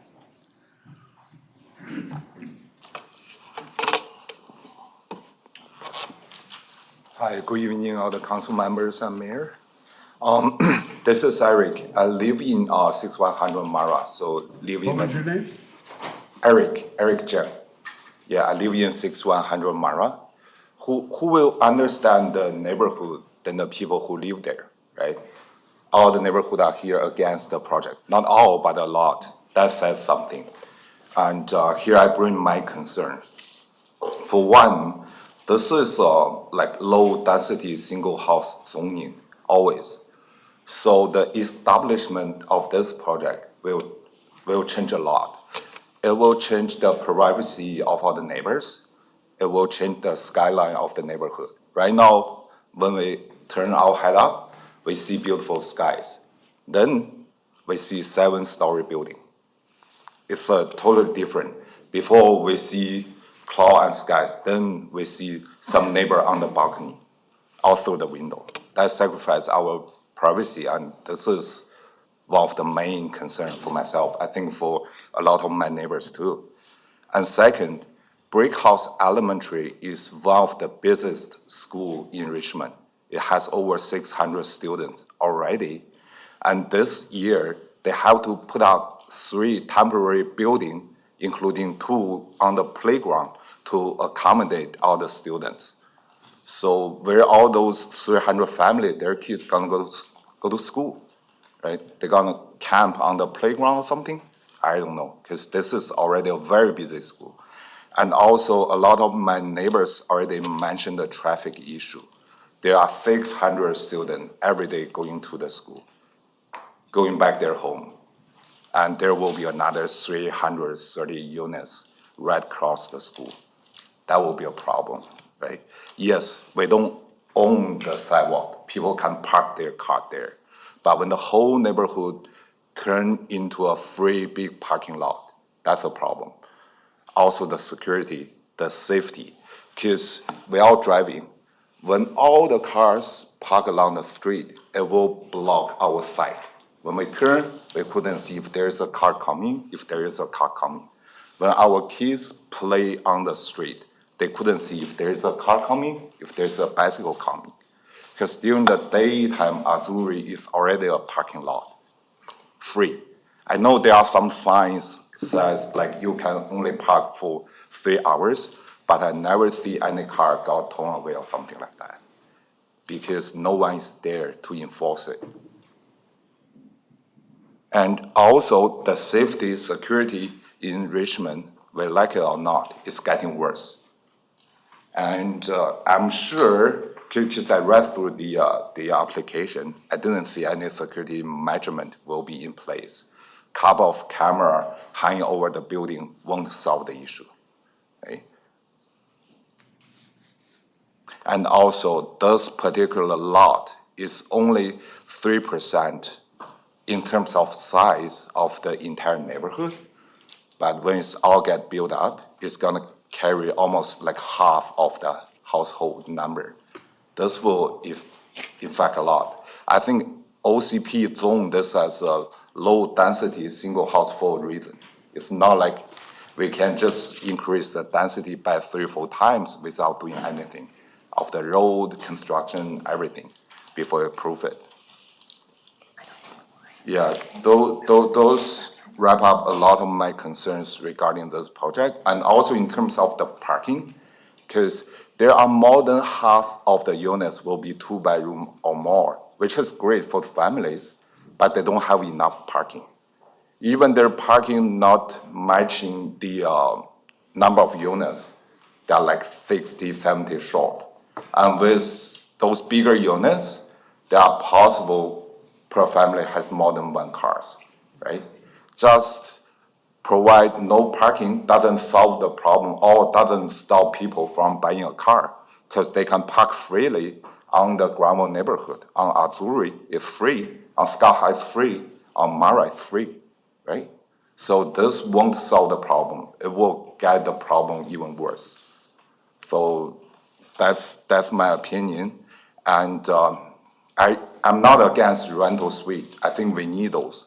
But I'm against the project, and against the project without proper solving all the potential problem.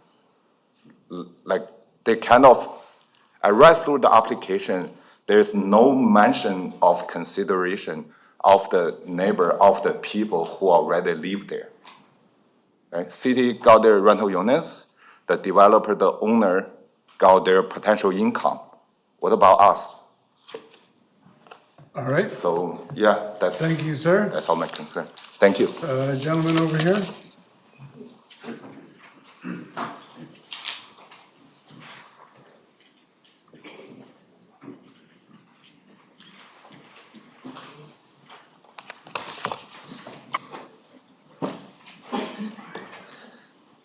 Sir, could you move your chair back, please?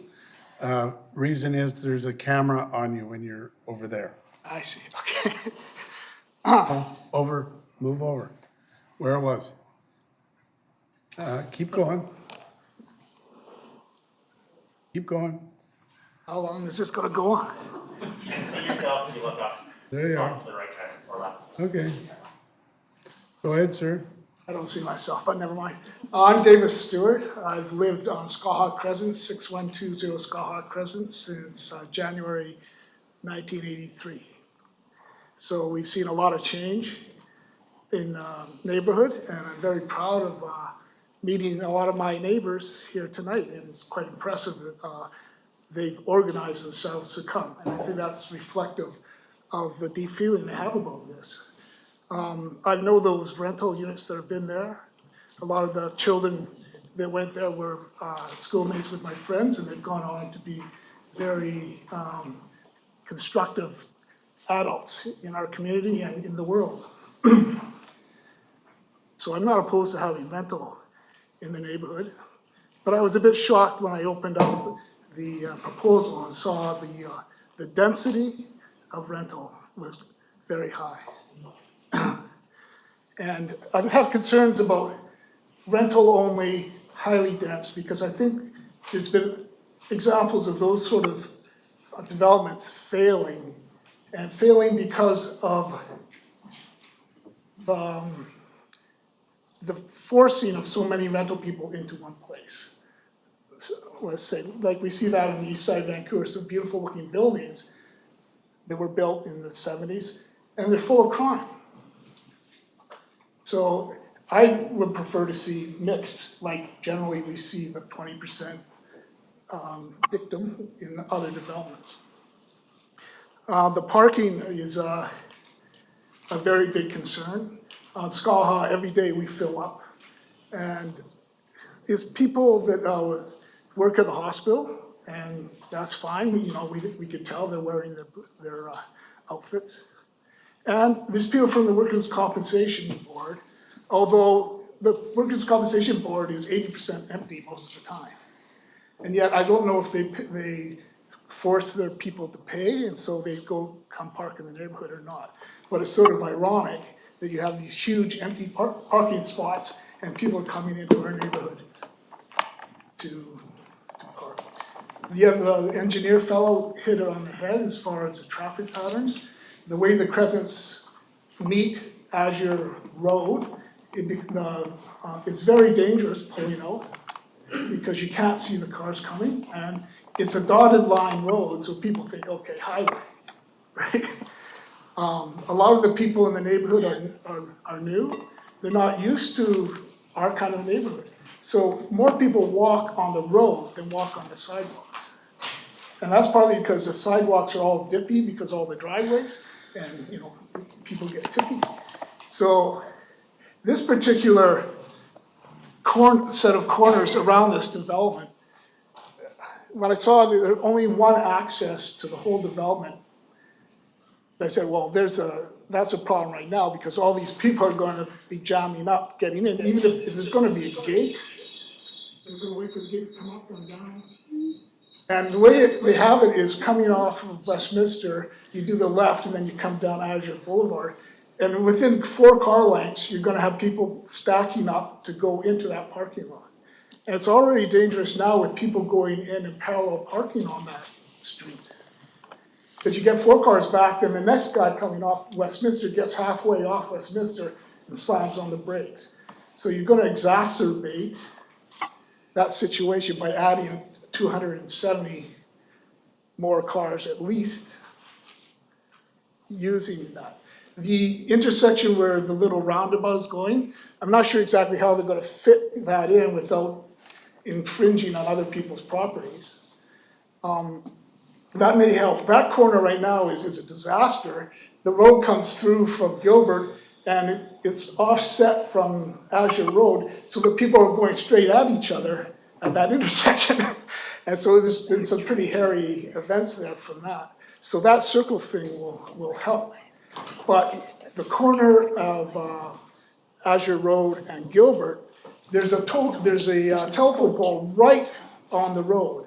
And so people coming in to do a right turn naturally feel intimidated by that pole. So they swing wide, But meanwhile, you've got 4 or 5 cars lined up because some guy wants to do a left turn at the hospital there, and the traffic just doesn't allow that. So you already have a heavy intersection there. If you cram more cars into that, then it makes it more dangerous. You have, the crosswalk for the hospital there, there's a lot of people that are walking slow. Right at the corner of Azure Boulevard and Azure Road, there's a little crosswalk, and this is one that people are referring to. There's no school guards there to help, and so you've got a lot of kids crossing there, and if you already have people bombing along because you've got the dotted line road, so you're just gonna increase a lot of risk there. So I think more attention has to be put into how you're gonna have a roundabout there and have people doing the crosswalk with their kids or without their kids, because a lot of people will send their young kids off to school. Yeah, a crime. We have some sort of halfway house that's built in behind the Delta Inn there. And the police are there very often. I don't know why, maybe people are ill or whatever. So I'm just concerned that, like the engineer fellow said, it just naturally happens when you have higher density rental, your crime rates go up. So we have a concern naturally about that. So that's All right. my presentation. Thank you very much, sir. All right, the lady in the pink hat. And who wants to be next? Haven't we heard from you?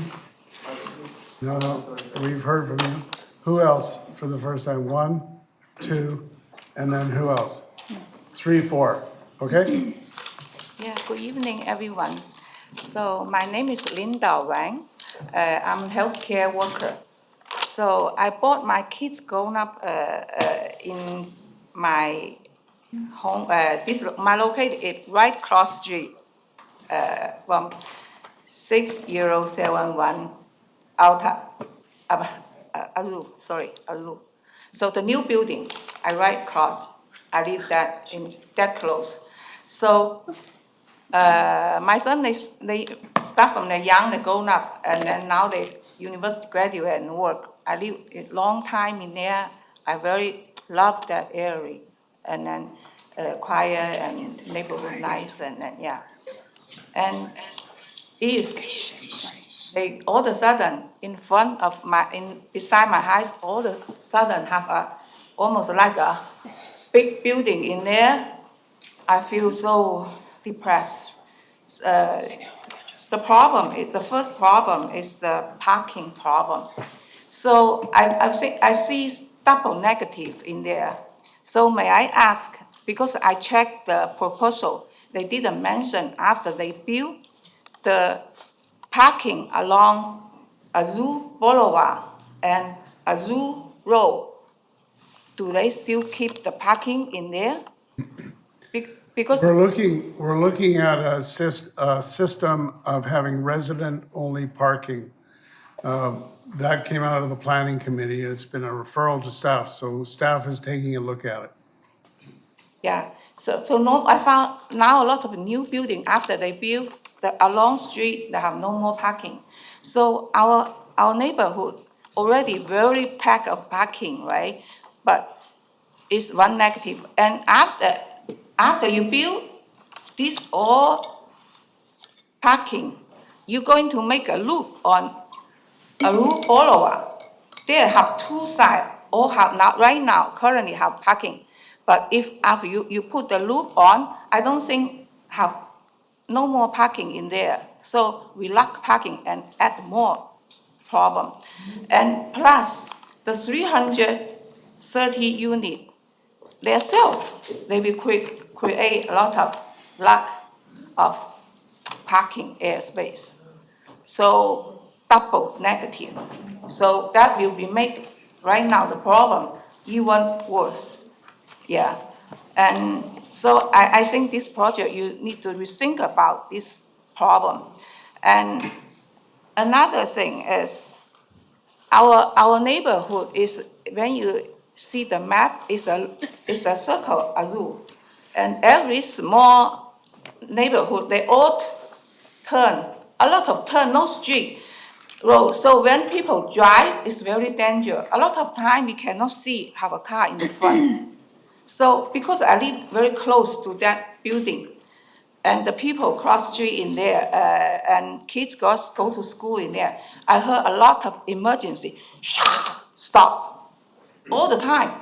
So sometimes people get injured, or sometimes because so many parking, right? And then sometimes people go through the two cars, people don't see because a lot of curve way, it's not street, our zoo, and even our altar court, they all like this curving. So when you're driving, you don't see very clearly. So all of a sudden, you put 330 unit in there, 272 parking cars, and then they're in and out in there. So I can see it going to have a lot of safety issue in there. So, and now we don't have that big 330 building in there yet, but anytime when we drove out along the Azul Road to the towards hospital, that Gilbert, we always see car waiting in there because they need to wait and turn, right? So already need to wait long time. So if that big project I don't know how they're going to line, how long the line will be. And another thing, when they get into the building, the Westminster Highway, they will turn, if the big project happen, they need to, on Westminster Highway, to turn into the Azul Boulevard. There, you need to cross the street on the Westminster Highway. That's very dangerous. And I always waiting in there, line up waiting. Everyone live in this neighborhood, you have the experience. Waiting there a long time, you can turn.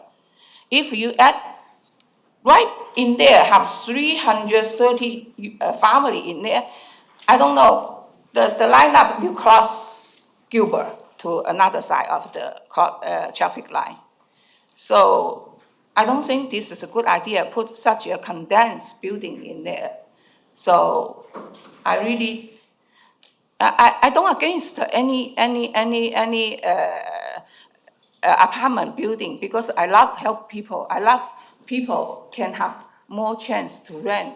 I really like it, but I don't think this spot is a good spot to put, because a good spot should contribute to everyone, the community, right? So if you build this thing, damage it, cause more safety issue or other crime and issue.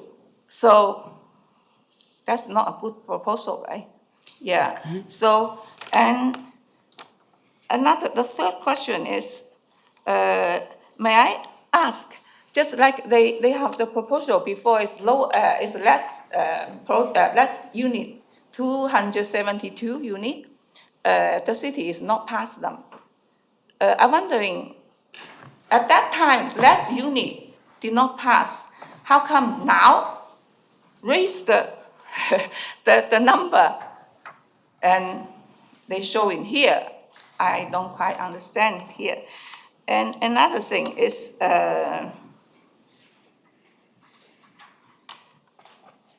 in Richmond, I don't know, maybe it's my own,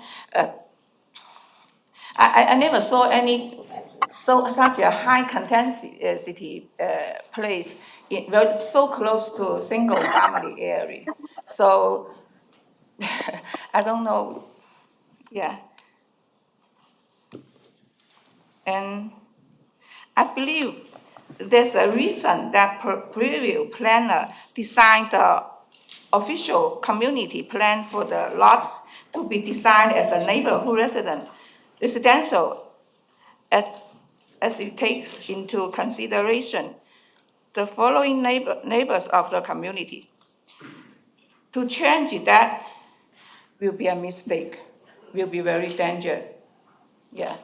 Okay? Thank you. Thank you. For everyone. Thank you. Thank you. We'll go to the gentleman down here. Okay. Thank you.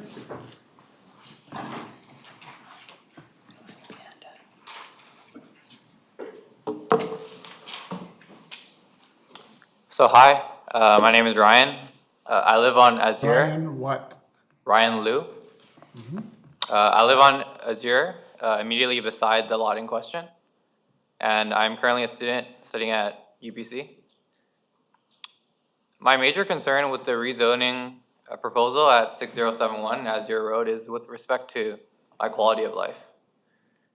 I've lived the majority of my life on Azure, starting in elementary school all the way until now as a university student.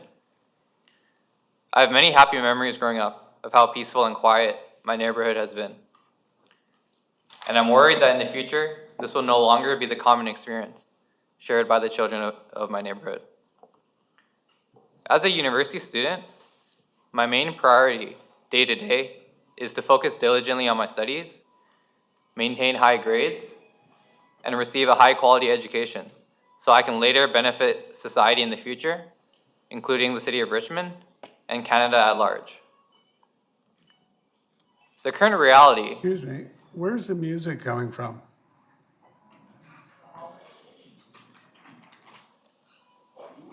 Yeah, please turn it off.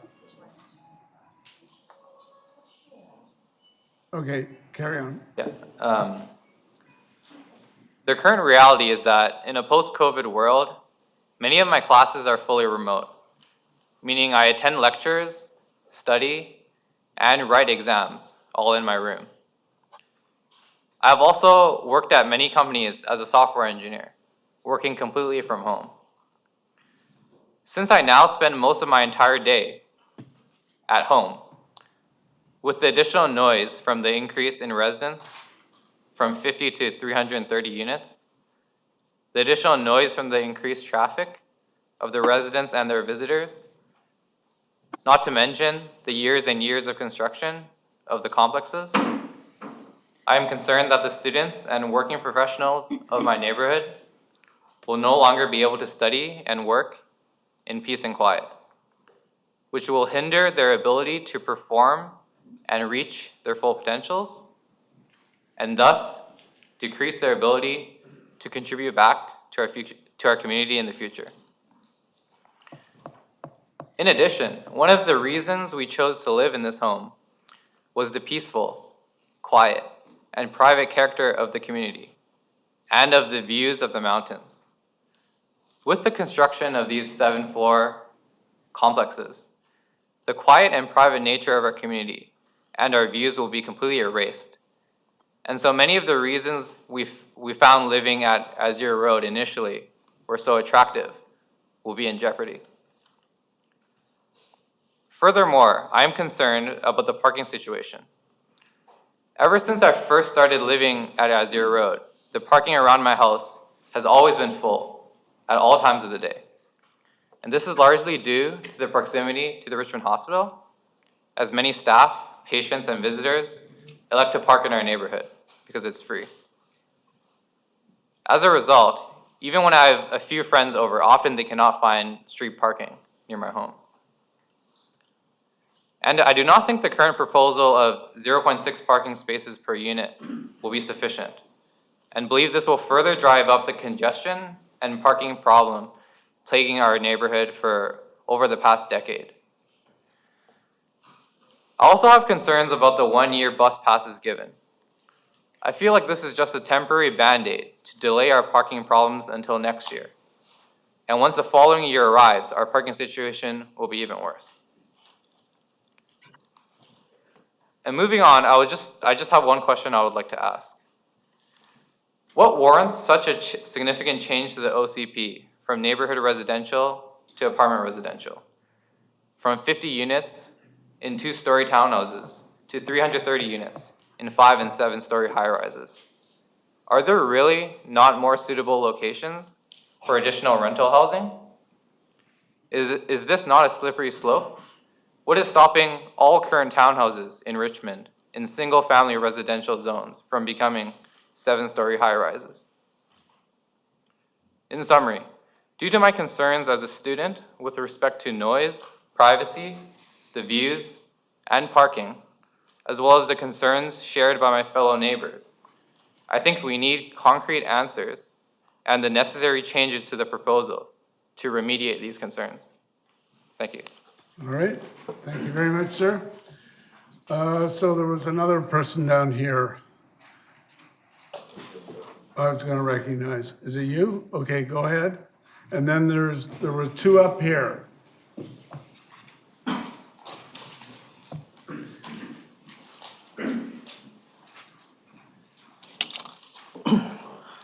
Hi, my name is Jonathan Xu, and I'm living in 6131 Azura Road. The reason I'm coming in front is just like have concern about the first, just the traffic. Like,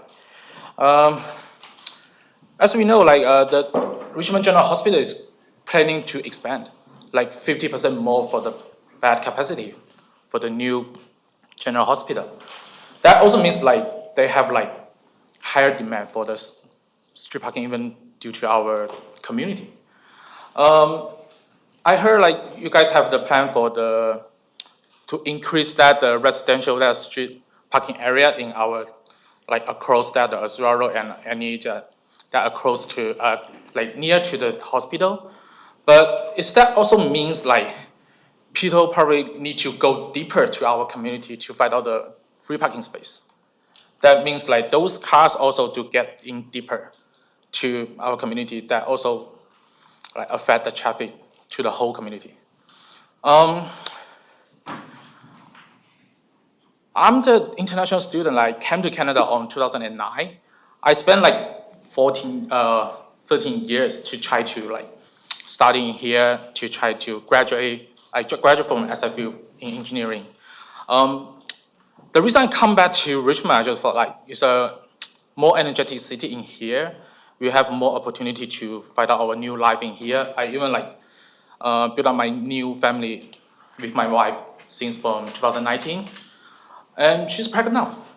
So one thing is really funny, just like every time we just walk around in our community, we just found that the kids usually just play in the backyard. If they play in the front yard, the parents usually just like close the fence gate. It looks really funny, just like it's kind of just like playing in the jail, because they just afraid of the traffic, the cars just like crossing the street. So it makes our hard to communicate with my neighbors, because everybody just like fence up by myself, and even just become like challenging, even especially after the pandemics. The second thing I'm concerned, just like for the populations, even like 330 like units, that probably means like 1,000 populations up.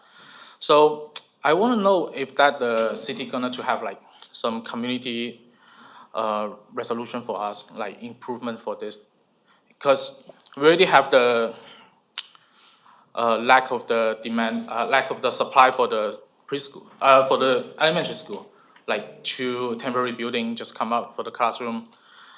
So I also afraid for my kids, like if she cannot find a spot, what should I do? So move to another place, or just bring her to the private school? So that also makes me like feeling like living hard in here. It's not only for the price, like the pricing of something. It just makes like hard to communicate with my neighbors, hard to find a safety for my kids, like can play in front of the house, just play with their friends from the neighbors, even like play on the street. And another thing, just like even like hard to find a spot for the study, for to continue the educations. So that's why I'm concerned about this. Thank you. All right, thank you very much, sir. Okay, the gentleman in the red, no, I'm sorry. the lady in the red sweatshirt, and then the gentleman in the corner. So, yes, you. Yes, you.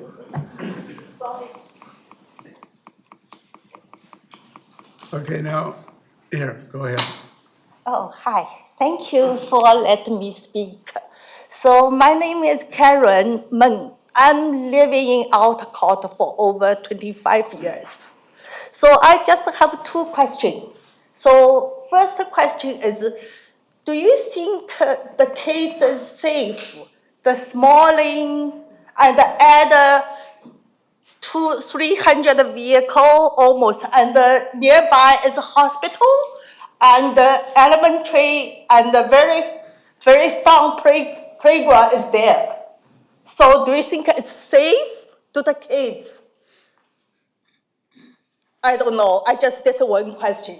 The second question is, I living there is for the quiet area, but do you think it's safe for us, somebody in the sky, to watch me when I go out, when I open the backyard door? How many people in the household? Do you think it's fair to us? This is against the human code. That's definitely wrong. I'm sorry. So that's only two questions. Thank you. Thank you. Yeah. Thank you. All right, there's the person in the corner. Now, who else wants to speak for the first time? All right, so this will be the last speaker for the first time. Is there a microphone here? Hello, ladies and gents. Yeah, so Your name is? My name is Bob Zhao.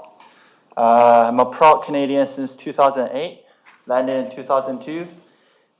Newcomer to the community, bought my house since 2016. Live on Tesico Crescent, so like the inner street, adjacent to Azor. This is a banner that represents my opinion, made by my wife, very cute. Okay. I'm currently a business owner. My business is doing pretty decent. So honestly, I'm here today. I don't give 2 cents about housing prices. It's very relevant in this case. I cannot say I'm here to complain about noises because, come on, I live in Richmond. Who am I to complain about noises when there are literally jets flying over my head every day? I just think there's only one reason I'm speaking here today, is that I believed in Canada. I'm a proud Canadian. I think Canada is a country about doing the right thing. And apparently the owner submitted application some time ago for a 270 unit rezone application. You guys turned him down. The reason was it was not consistent with the bylaw. It was not right. And then all of a sudden, when he added 50 units of cheap rental units, so apparently he was contributing. So all of a sudden, now his whole development proposal gets approved. So does contributing to the society change facts objectively? Does adding rental units change the fact that whatever that the council deemed unacceptable at the time, now all of a sudden facts change and it becomes acceptable, it becomes okay? I don't think anything changed. I don't think adding rental units to the proposal is the right thing to do. I wouldn't be here because I can move. I can do whatever I want. But I'm not okay to see our government not doing the right thing. And I don't think this is the right thing to do. I just need us to make the right choice and not compromise, not make a deal because people are paying. I will invest, I will do development in the future myself. I do a lot of business myself. I'm involved in a lot of business activities here myself. I'm not, but still, there's a reason why people come to Canada. And it's not because government likes to make deals. Okay, that's all I'm going to say. I hope the government can make the right choice. I hope the city council remains a very trusted city council of its people and not betray that trust. Thank you very much. Thank you, sir. All right, I think I said that would be the last speaker for the first time. As you recall in the rules, you can speak for a second time for 3 minutes maximum, but it has to be on new information. It can't be a repeat of what we've heard before. So is there anyone in that category? Just a minute. Ma'am, have you spoken for the first time? Well, then come down and speak for the first time. Are there any other speakers for the first time?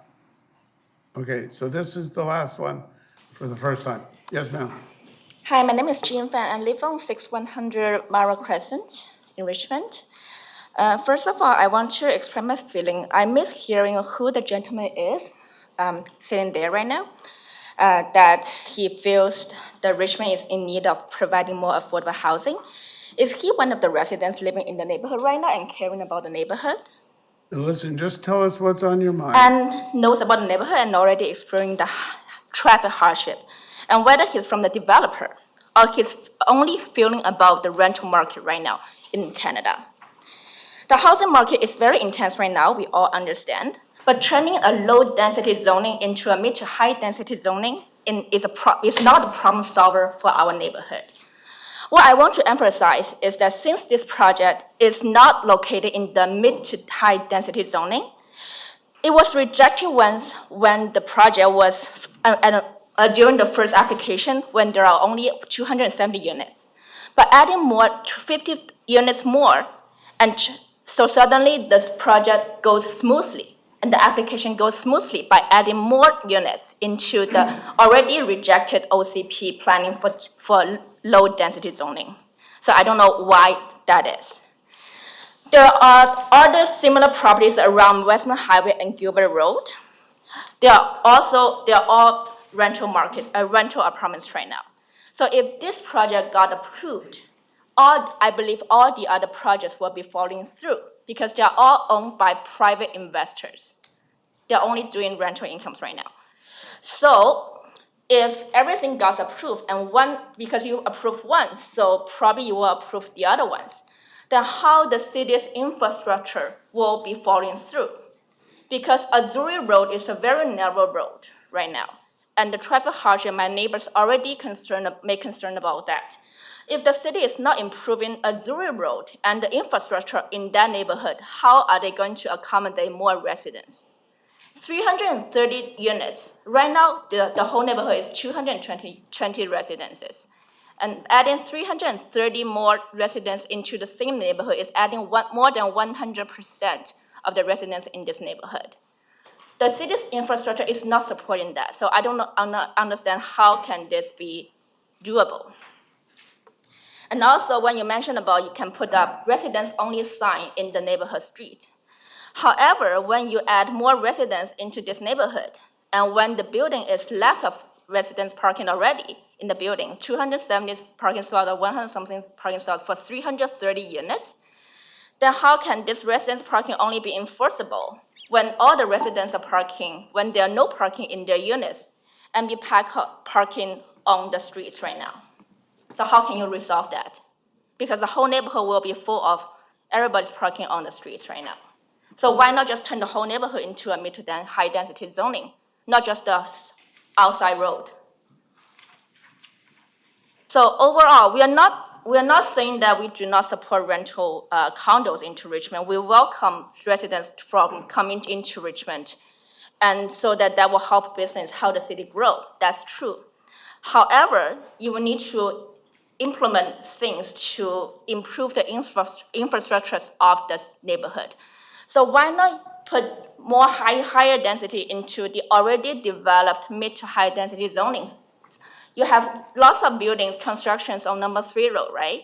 So you can add more densities into that. You can add more ratios. You can ask the developers on number 3 road to enforce about more low income rentals or market rentals. People who live on number 3 road, they probably won't need a car. They can ride on bike. They can go on sky trains without cars. But why put a mid to high density zoning building into a low density housing zoning? These people will need to car to transit, to go to SkyTrain. They need to walk 15 minutes. Then why don't, but if you can help them by just going down the street and then go on the SkyTrain, then that will help the residents, right? And I believe the renters, they will love that too, because that will be easy commute to whatever they go to work or go to school, right? Then why you want to convert this into that? So if this one goes through, I believe the whole neighborhood will not only be by adding 330 more units, the whole Westman Highway, Gilbert Road, and also Blondell Road, most of the rental units, most of the rental buildings, they will be turning into the same application probably next year. And the whole neighborhood will be not like that before. All right. Okay, so Thank that's you very my much. expression. So that's the last speaker for the first time. There's this one gentleman who wants to speak for the second time. Come forward. Remind us of your identification, your name. Yep. And you've got 3 minutes, but it has to be on new information, not the same old, same old. Yep, of course. Sam Wang, address is 606120 Azure Road. And the new information is that looking at this map, this site is about, I guess, less than 3% of the city block. But once this rezoning application got approved with 330 units in it, it will carry about 47% of the entire household of this city block. So it's like you scramble all your household people into one bedroom, which is not a very good idea. The second thing is that I think a solution has to be equitable to all stakeholders, to be fair to those single-family homeowners. And I don't like the idea, and I believe you don't as well, that live in a single-family home about 20 yards away from a 6-story building with people looking onto your front yard, looking onto your patio, and deep down, honestly, answer this question. Would you like this idea? Would you like live in a $2 million home, $3 million home, nearby apartment building with people just looking onto your patio, your bedroom, your front yard? So I don't think that that's a good idea. So I totally against this, oppose this rezoning application, and I don't think this is the right site for this rental unit project. Thank you. Thank you. Anyone else for the second time? Okay, Mr. Dunphy. Anybody else wanting to speak? Come forward. Anyone else wanting to speak for the second time? All right, so this will be the last speaker. Yes, sir? Evan Dunphy, 6655 Linus Lane. Lived here my whole life, as was questioned earlier. I want to finish off with some new information that I just heard about. Yes, I would have no problem having families live next door to me, having renters live next door to me, sharing that space. Getting to live in a $3 million home would be nice. If we can talk about equity, we can talk about how we're hearing a lot from the neighbors about peace and quiet. We require all rental buildings, all multifamily housing in Richmond to be on a busy arterial street. So let's talk about equity. Why is it that these renters, and it's mostly the most affordable rentals that are pushed to the Westminster Highway side, where's their peace and quiet? Why can't buildings like this exist everywhere in the city? This housing is a 2 FSR building. This is not high density. It's 2 FSR. This type of housing belongs everywhere in a world-class city. And if we want to be a world-class city, it's beholden to you as our elected officials to make the decisions that will get us to our goals. Remember, 51% mode share by 2041 of active transportation, 50% reduction in our greenhouse gas emissions by 2030, net zero by 2050. Can we get there if we're going to spend 3 hours every single time a handful of multifamily units come up? Can we get to those goals? We've all agreed as a city that those goals are worth pursuing. We had a public consultation about that. Everyone is on board. Those goals are worth pursuing. It's now on you to make the policies and make the decisions that get us there and drown out the noise. Thank you. All right. All right, so that was the last speaker on this item. I'll ask for action on second and third reading. Move the staff report. So that's moved and seconded. Councillor Howe. Yes, Your Worship, I'd like to refer this back to staff for further study on the traffic impact of the project. Is that seconded? So that's moved and seconded.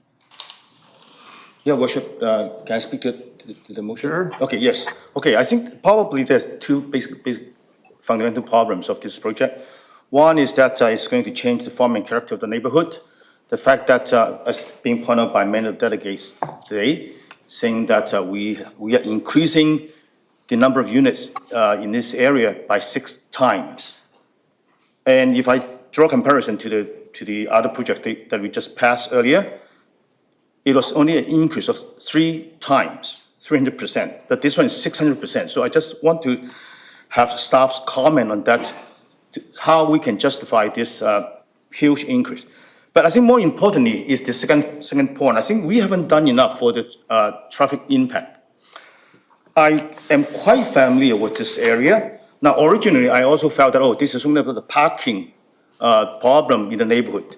But when I look at this proposal further, and especially in the perspective of the traffic impact, I can see that if this project goes ahead, this... Show it to us, not to them. Okay.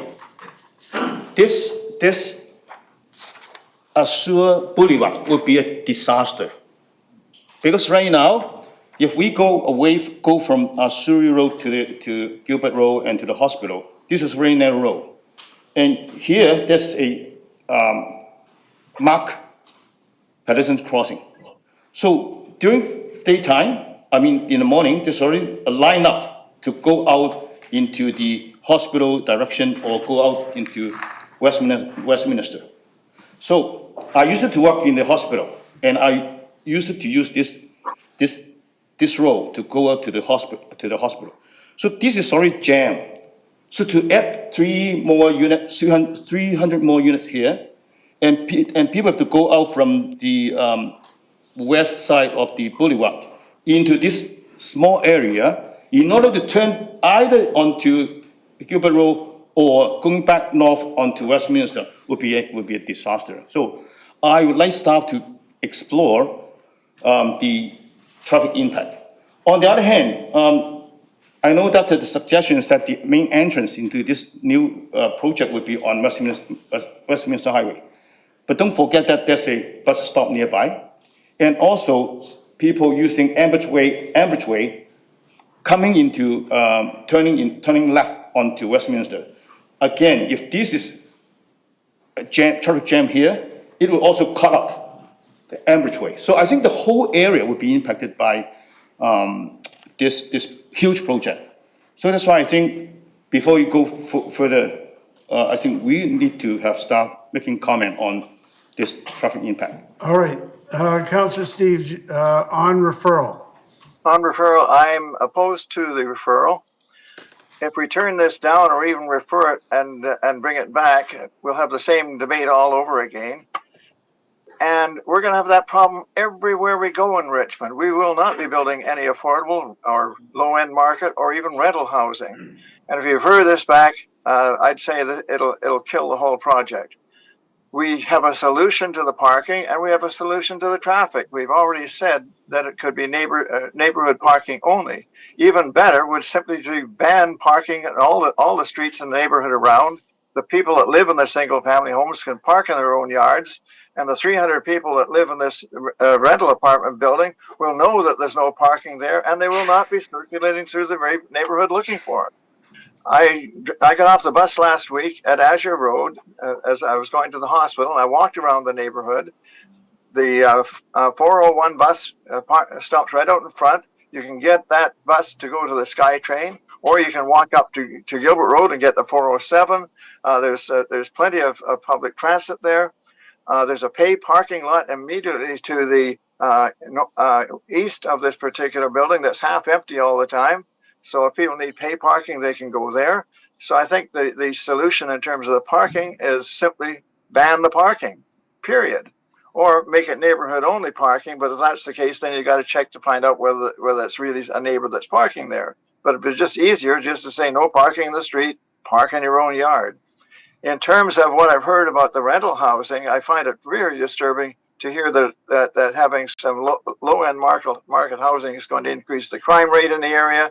And I think that's a problem that we'll face again all over the place. And I don't think we should be referring it back to hear that argument all over again, because they solved the parking argument, then you're going to get another argument against it next month. So I think we should turn it down and approve the project. Councillor Liu. Thank you, Worship. Question to staff. Who would pay for the traffic study, and didn't they already have a traffic study, and how much did that traffic study already cost? Would it be a different traffic consultant doing the traffic study, or would it just be the same? Like, what would change with a new traffic study? Through your worship to Councillor Liu, in terms of the traffic study, that study was conducted by a third-party consultant. The city's role in the traffic analysis is to provide the terms of reference for that study and to review and vet the study, which was done.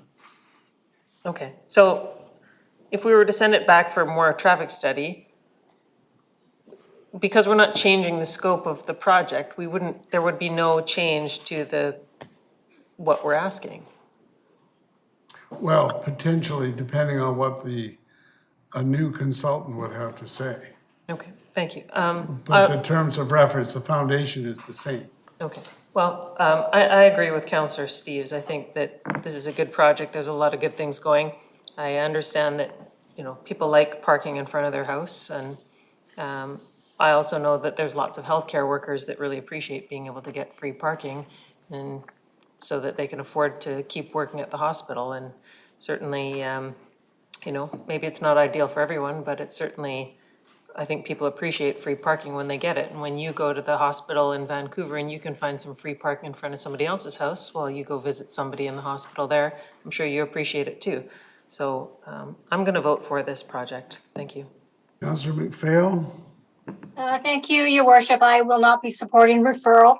As has been said, we've already had a traffic study. But what I do believe is that we need to have a meeting with the neighborhood. So I support the project, but there's obviously many issues with traffic, with parking, with the neighborhood. And I'm going to make a referral later to have traffic and planning staff, put together a meeting with the neighborhood. I think they need to explain that traffic study. They need to explain the construction plan, the traffic upgrades that are going to be coming with this plan. There needs to be an explanation of the consultation and notification plan with the school. Maybe we need to involve the traffic advisory committee, because my mother lives in this neighborhood. I am very familiar with this neighborhood. My mom has lived there for over 50 years. She lives on the other side of the school. And I can tell you at 2:30 every day, you can barely move on her street. So it's not just on that side of, both sides, lots of parking issues. So I think we really need to have that neighborhood conversation about parking and work together on finding a solution. Maybe reach out to the hospital, WorkSafe BC, the medical building. So I don't support referral. Councillor Hobbs. Thank you, and through the chair. Just on this referral, I am familiar with the neighborhood. Grew up off Number 2 Road, hung out there all the time. I know every road and every pathway through it. And I even lived in there myself for about 7 years until 92. So I am familiar with it.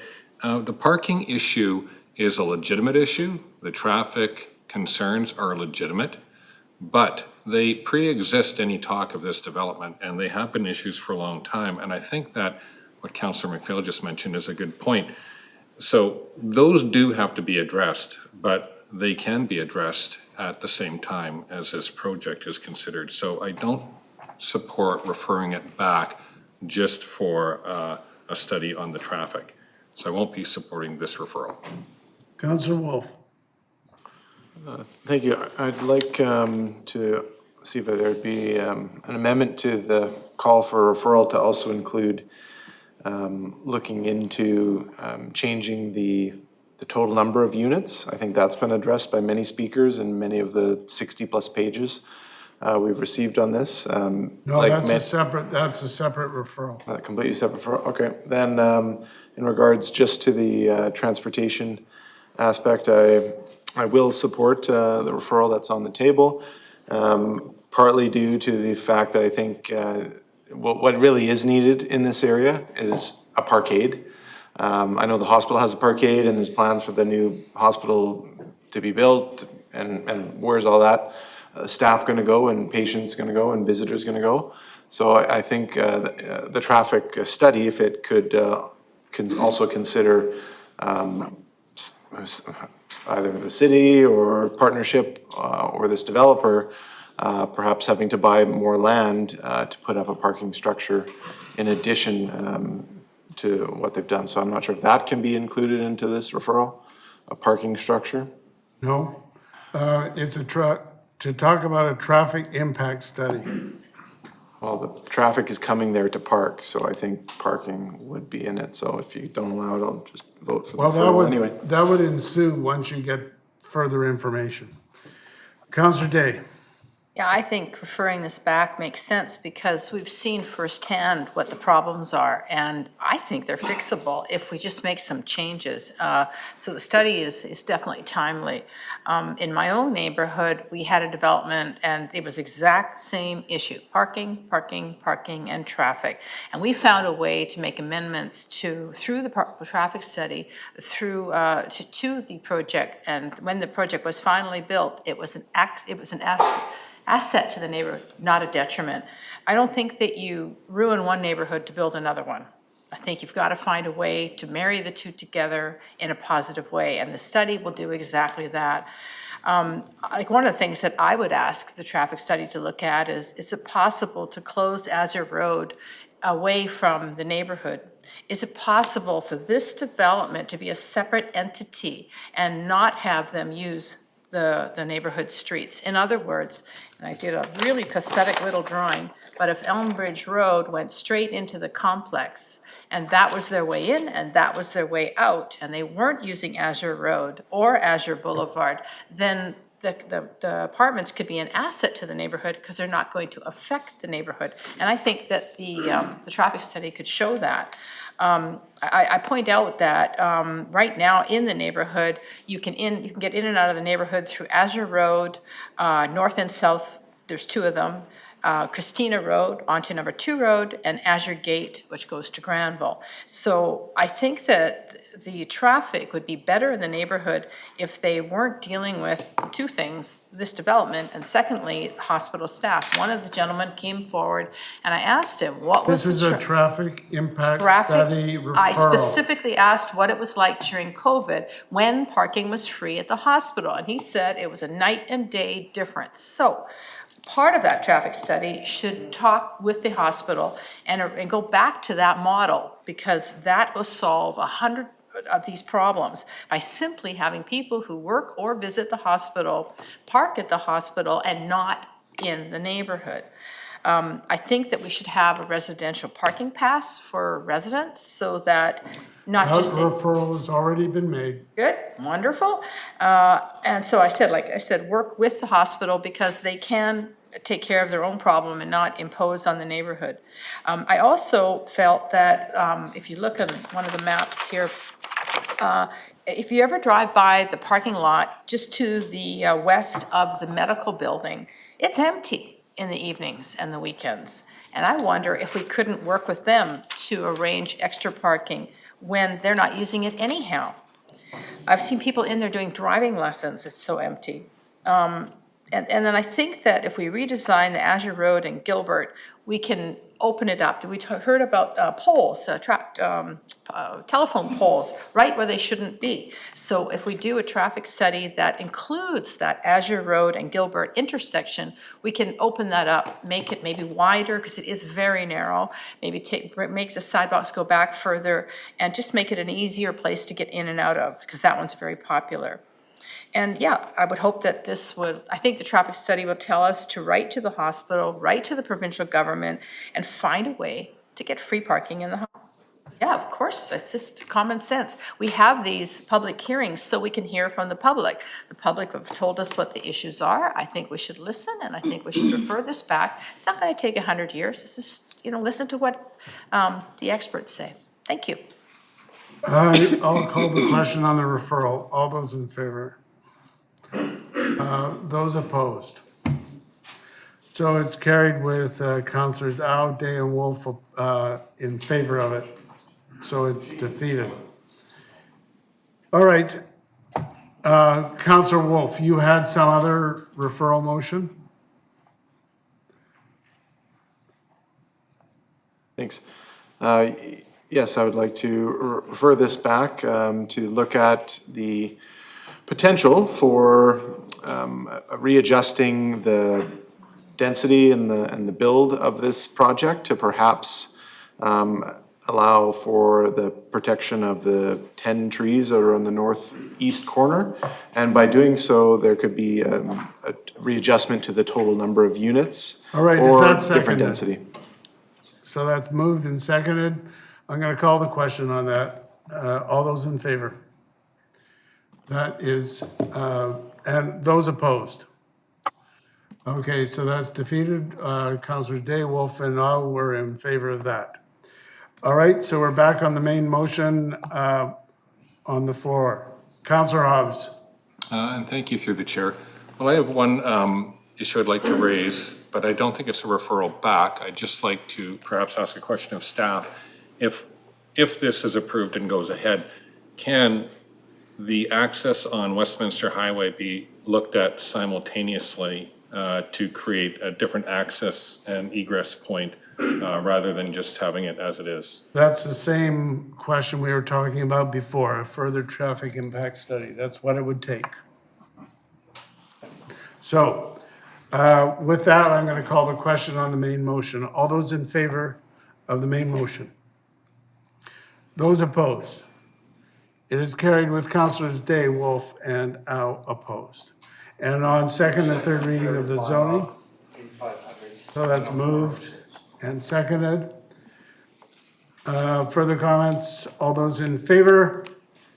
Any opposed? It is carried with the same three councilors opposed. All right, Madam Clerk, the next item. Oh, Your Worship, can I make a referral? Yeah, that's to have a neighborhood meeting. I think we Yes. can just simply give direction to staff in that vein, because a number of people spoke in favor of that. So will you take that as direction that, to speak to the neighborhood and the various stakeholders in the neighborhood on the traffic issues? Some of it will have to wait until you've done that study on resident-only parking, but in any case, better communication. That's what you had in mind, Councillor? Yes, thank you, Your Worship, and especially I know that, staff are working on the referral to look at a pilot resident-only parking program, so I think that'd be important to talk about that. And, to reach out to the hospital, WorkSafe BC, the medical building, to talk about how, their staff impact parking. And WorkSafe. Yeah. That point was made. Okay, so Madam Clerk, next item. Thank you. The next item is item 4. This is the Richmond Zoning Amendment Bylaw 10414 for the location of 9100 Canby Road. The applicant is Pacific Land Group. The purpose is to rezone the subject property from gas and service station CG2 to a new site-specific zone, gas station commercial ZC50 West Canby, to permit a gas station, convenience store, and restaurant. First reading was on September 26th. Excuse me, folks. We are having a meeting here. By all means, if you want to go, but please do it quietly. Go ahead, Madam Clerk. And that was just, sorry, Your Worship, first reading was on September 26th. All right, now, we have the applicant, I believe, Culdip Gill. Culdip Gill, are you there? Either in person or online? No? I'm sorry, you're the applicants. Okay, did you want to make a presentation or just await questions? We'll await questions. Alrighty, written submissions? None, your worship. Anybody want to talk to us on this one? Move second, third. Hold on, give me standing up. Moved and second, sorry, someone, you want to speak on it? Yeah, come on I'm forward. not the applicant, they are the applicant. I know, did you want to speak to it? I was thinking to speak after they speak. No, you're going to speak now if you want to speak.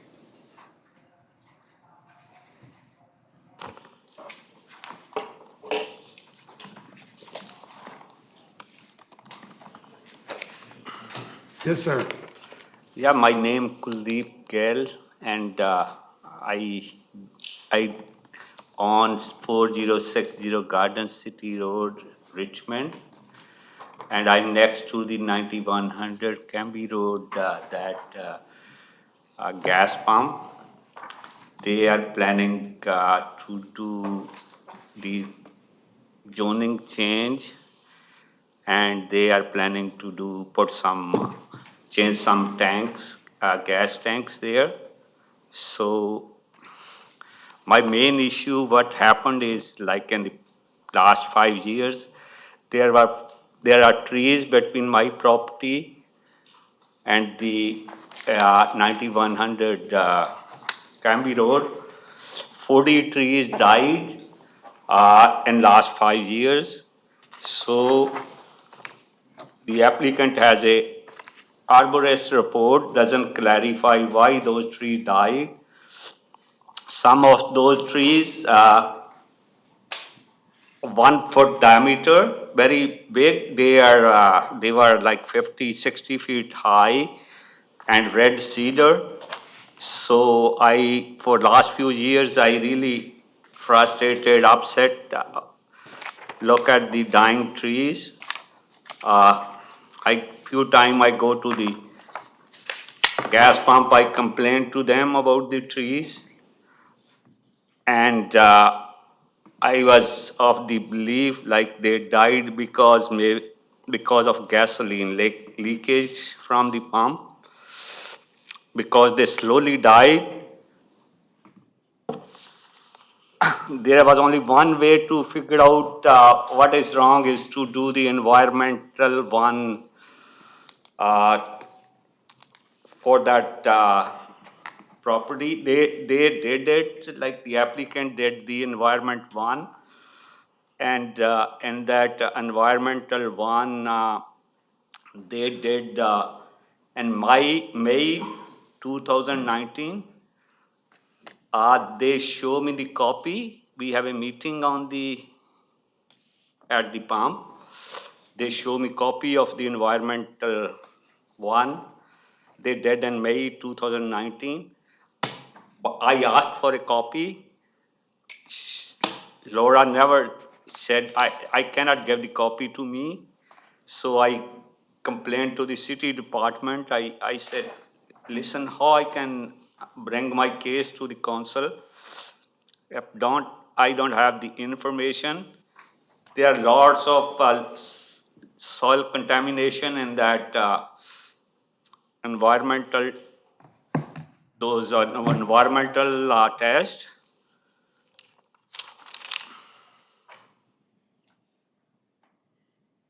So I would like to ask Laura why I cannot have a copy of the environmental one.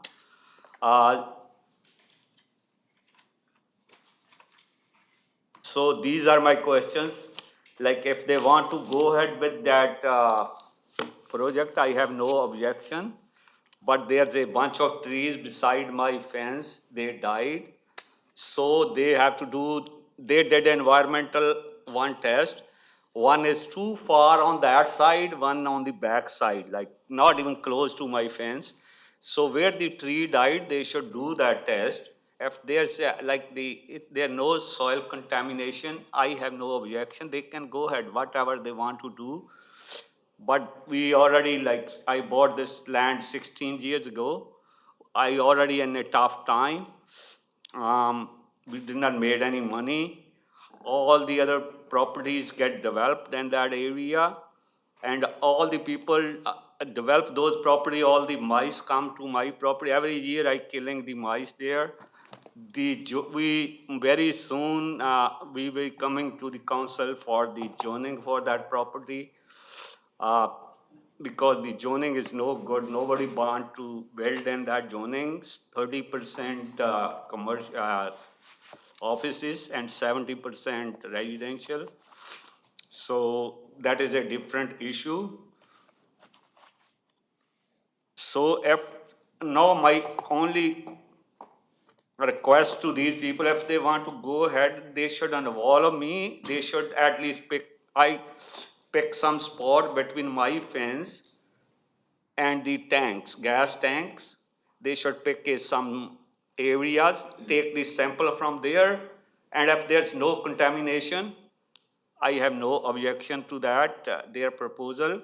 But if something is, there already their reports came, they already 50% contaminated. So I think I'm a smaller guy. Those people are bigger guys because the gas pump versus a small guy holding a small property for 15, 16 years. So they should be like told by you guys, like go your proper soil test and give me copies of all those tests. So I don't want take your too much time. Thank you very much. So does that relate to the application? They want to put in a gas station, convenience store, and a restaurant. Does that have to do with your trees? They are they 9100 is a gas convenience store they're putting. I have 4060 Garden City. I'm next to that property. Yeah, but the complaints you're making, are they related to what they want to do, or are they just complaints relating to the situation in general? What they want to do, because it's if the land is contaminated, I worry those trees died because of that soil contamination, and if that contamination gone to my side, it can be a bigger problem. To staff, do we know anything about this? Yes, sir. A couple of comments, if I may, through your worship, in response to the comments from Mr. Gill. The applicant's professionals, together with Mr. Gill, did meet on site last week to discuss his concerns. The City Tree Preservation and Project Arborist agree that the trees identified for removal along the south edge of the property line, there's a total of 18, are in poor condition due to topping and are not indicative of any contamination on site. With respect to contamination on site, any contamination is covered by the province's Environmental Management Act. The act is enforced by the Ministry of the Environment. A release letter from the Ministry of the Environment is required prior to rezoning, and we have received this letter from the MOE already, that release. Further release letters from the MOE are required at the building permit stage. Issues of contamination are generally a civil matter but under the Environmental Management Act, which identifies that the property owner, being of the source parcel, is responsible for remediation and contamination of on-site, and that any other parcels adjacent to it, they would be responsible for remediating that site and any costs associated thereof, Right. if there was evidence of any So contamination. they have to get permits and show that the property is clean? Correct. Okay. Councilor Wolf, you have a question of this delegation? Yeah, go ahead. Thank you, Mr. Gill, for coming forward. It mentions in the report that there's 19 trees on neighboring properties. Are some of those on your property? And what would you say is the health of those trees? The trees are dying for last 6 years, so the trees are dying. Some trees are, around 10 trees are still good, like they are red cedar. But they want to cut all those trees and they put a brand new line of new trees beside my fence. I'd be happy to see the new trees, beside my fence. Thank you. My follow-up question through the chair to you is, they're proposing to cut down 18 trees, and our bylaw would say that they would have to replace with 36 trees, but they only plan to put in 14 trees. Would you like to see them follow the tree protection bylaw and put in the full number of trees? I think they should, as long there's a barrier between my property and the gas pump, I'll be happy because the people, I cannot see the people and the, so if it's not like exactly 36, I don't mind, even it's less than that. But like at the time, if they can, when they have a plan, they can discuss with me, I will really appreciate that. And I will give my arborist to them so that there's a coverage to their to the gas pump. I don't want to see the people, like gas people, covered to my property. All right, thank you very much, sir. Thank you. So the motion for second and third reading is on the floor. Further comments? Councillor Wolf. Yes, thank you, Your Worship. My comments here are similar, so I'll be quick to when I spoke and voted against this at last reading. And it relates to the tree issue. I think all neighbors, either the current property owners or the future residents or workers in the business oriented commercial space, perhaps to the south, that it's zoned for already in the future, that they not have the bright lights that you often get from advertising at the top of gas station ceiling structures. Also the smell, the odor. I go to this gas station all the time. It smells, and that's like every gas station. There's always drips coming off the taps, and I would be concerned that this is a fairly old gas station. My grandfather used to work at the service station and run this gas station when it first opened. I think it's like 50, 60 years ago. And so I'm quite grateful that we had someone speak to us and highlight the concern that they have, and also staff being aware that this is in the kind of provincial jurisdiction, but staff are aware and supportive of the communication between this property and the next, or all the neighboring properties. So I think it's great to provide food services, but that's also going to attract more rodents, and it's going to create more impact on this property owner who's now not able to put in the trees. So instead of planting 36 trees, they're going to plant 14, and they're going to cash out the other 22. And really, this is the type of land use that should have the good neighbor policy of putting in the full row of trees, not just to Mr. Gill's side, but the other side to the east. And even though that property owner was not here tonight to speak to it, I think the trees should be there for them as well. So. Councillor Day. Thank you very much, Mayor Brody. So my question to staff or to the applicant is, I'm looking at the map on page PH 295. The lettering is really small, and it shows the odd little tree, and then when I refer to the tree removal and protection plan on page, oh Lord, it's attachment 4, so it's 298. Right now, there is a row of trees protecting Mr. Gill's property from the gas station. And when you look at refer back over to 295, it doesn't show a row of trees. It kind of shows a bunch of little shrubs and then maybe 2 trees. And that doesn't seem right to me. I mean, I would think we would want to provide, a screen between the gas station and both neighboring properties on the south and on the east.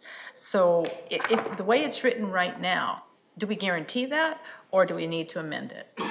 So it's 295 and 270. I'll ask staff, what about the trees? Through your worship to Councillor Day, we are committed to working with the applicant through the development permit process, should this proceed, to further review the trees along the south property line and So tree planting in that area.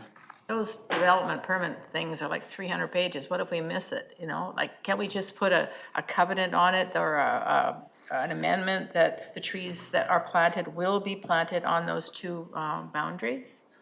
Well, that's a question, and the answer is we've given direction to staff to make sure they're looking at it. All right, so I'm going to call the question on the motion. All those in favor? Any opposed? That is carried with Councillor Wolf opposed. And the final item, Madam Clerk. Item 5, Richmond zoning amendment bylaw 9842. The location is citywide. The applicant is City of Richmond, and the purpose is to increase the notification area for public hearings from 50 meters to 100 meters from the proposed development. First reading was on September 26th. All right, Richmond is the applicant. Do you want to say anything about this? All right, any written submissions? No submissions? Anyone want to speak to us about it? Yes, sir.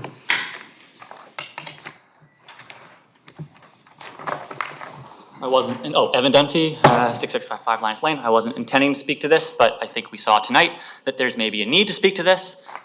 We are pushing for progressive change in this city. We heard when this came on the consent agenda to council, a councillor speak to the fact that 18 years ago, they got into politics so that they could fight a townhouse project behind them. So I really briefly want to go over the impact that had in relation to our current housing crisis and the impact something like this motion has on something like that. I'm finding hesitant. this really stretching Okay. what you've just said. Should you go from 50 to 100? 100 meters. So what we saw tonight, the impact the status quo has on trying to prevent any sort of change. You've all run on pushing for affordable housing.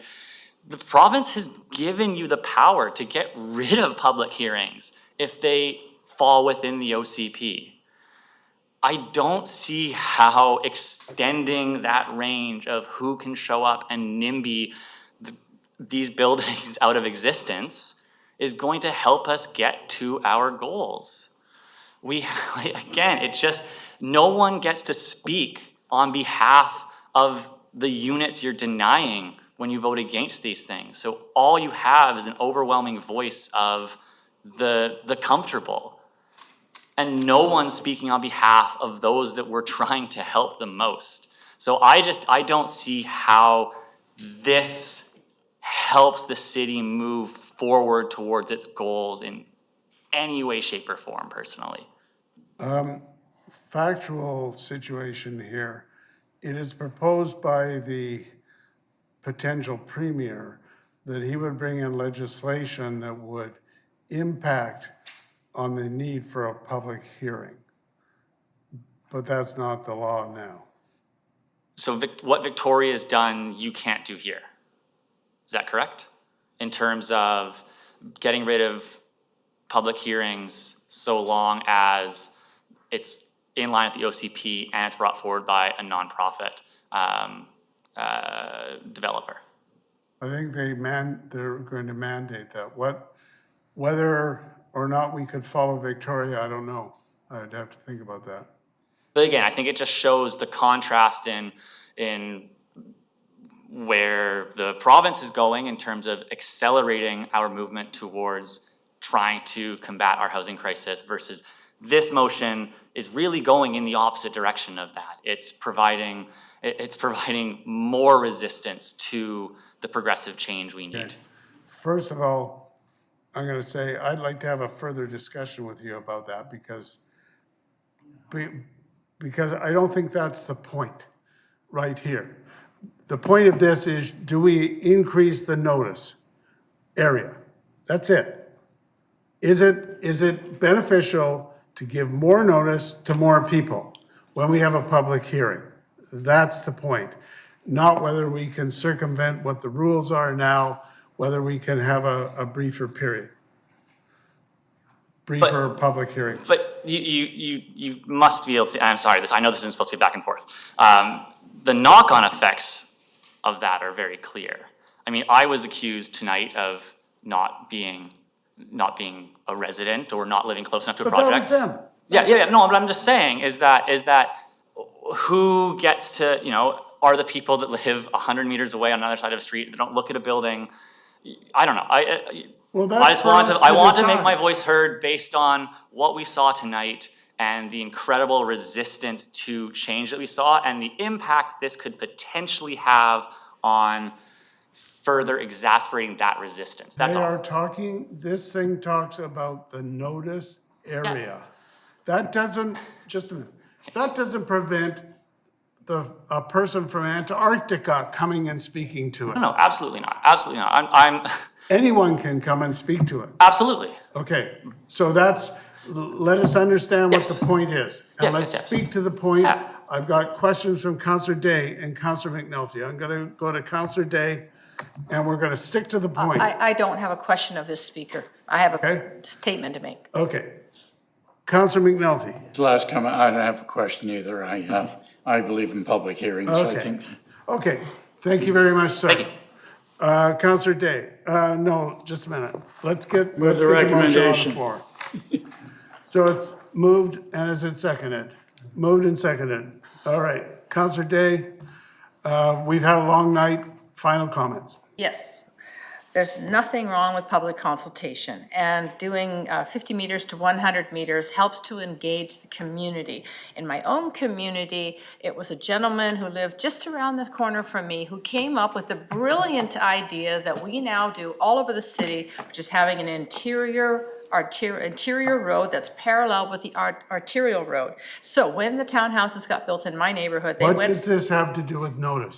The notice, we would not have heard from Tony, my neighbor, had he not known about this. And by doing the 100-meter notification area, you get to engage the public and get really brilliant ideas that in the case of townhouses on arterial roads has fundamentally changed because a little guy named Tony came to a meeting, showed us a map, and Councillor Steve said, let me see that map. And he went, yes, that's what we need to do. Consultation is a good thing. This is common sense. Yes, of course I'm going to be supporting it. I will carry on from those comments. I have expressed to David Eby and others, I think that there's a fundamental misunderstanding or miscommunication that's happening about public hearings. It extends the process about 2 or 3 weeks, subject to referrals back. But basically, we hear from the public, they're all there, they have the right to come and speak to us. Why are we stopping them from having that right? I'm not in favor of cutting out public hearings, and I'm not in favor of limiting the notice area either. So, is there someone else? Councillor McNulty, did you have your hand up? I was just going to say support the same thing. We had 140 people here tonight, given their point of view, and we have to respect it.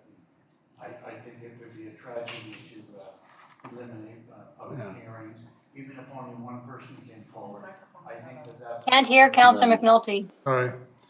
I just say that we had 140 people here tonight approximately, and they all had a point of view. They had an opportunity, even though they didn't speak. Many were observers and they learned as well. It wasn't just the speakers that given, and also we picked up a lot tonight, and I agree with you and I agree with Councillor Day on this, that it should never be eliminated. It would be a real tragedy. And it doesn't, because it's 1 month, it's 4 weeks, it isn't taking the process longer. If we can't wait for 4 weeks to add good things in or suggestions in as a result of a public hearing, we got a problem. All right. I'm going to call the question then. All those in favor? Anybody opposed? That is carried. Someone move adjournment. Okay, we're now adjourned. Thank you.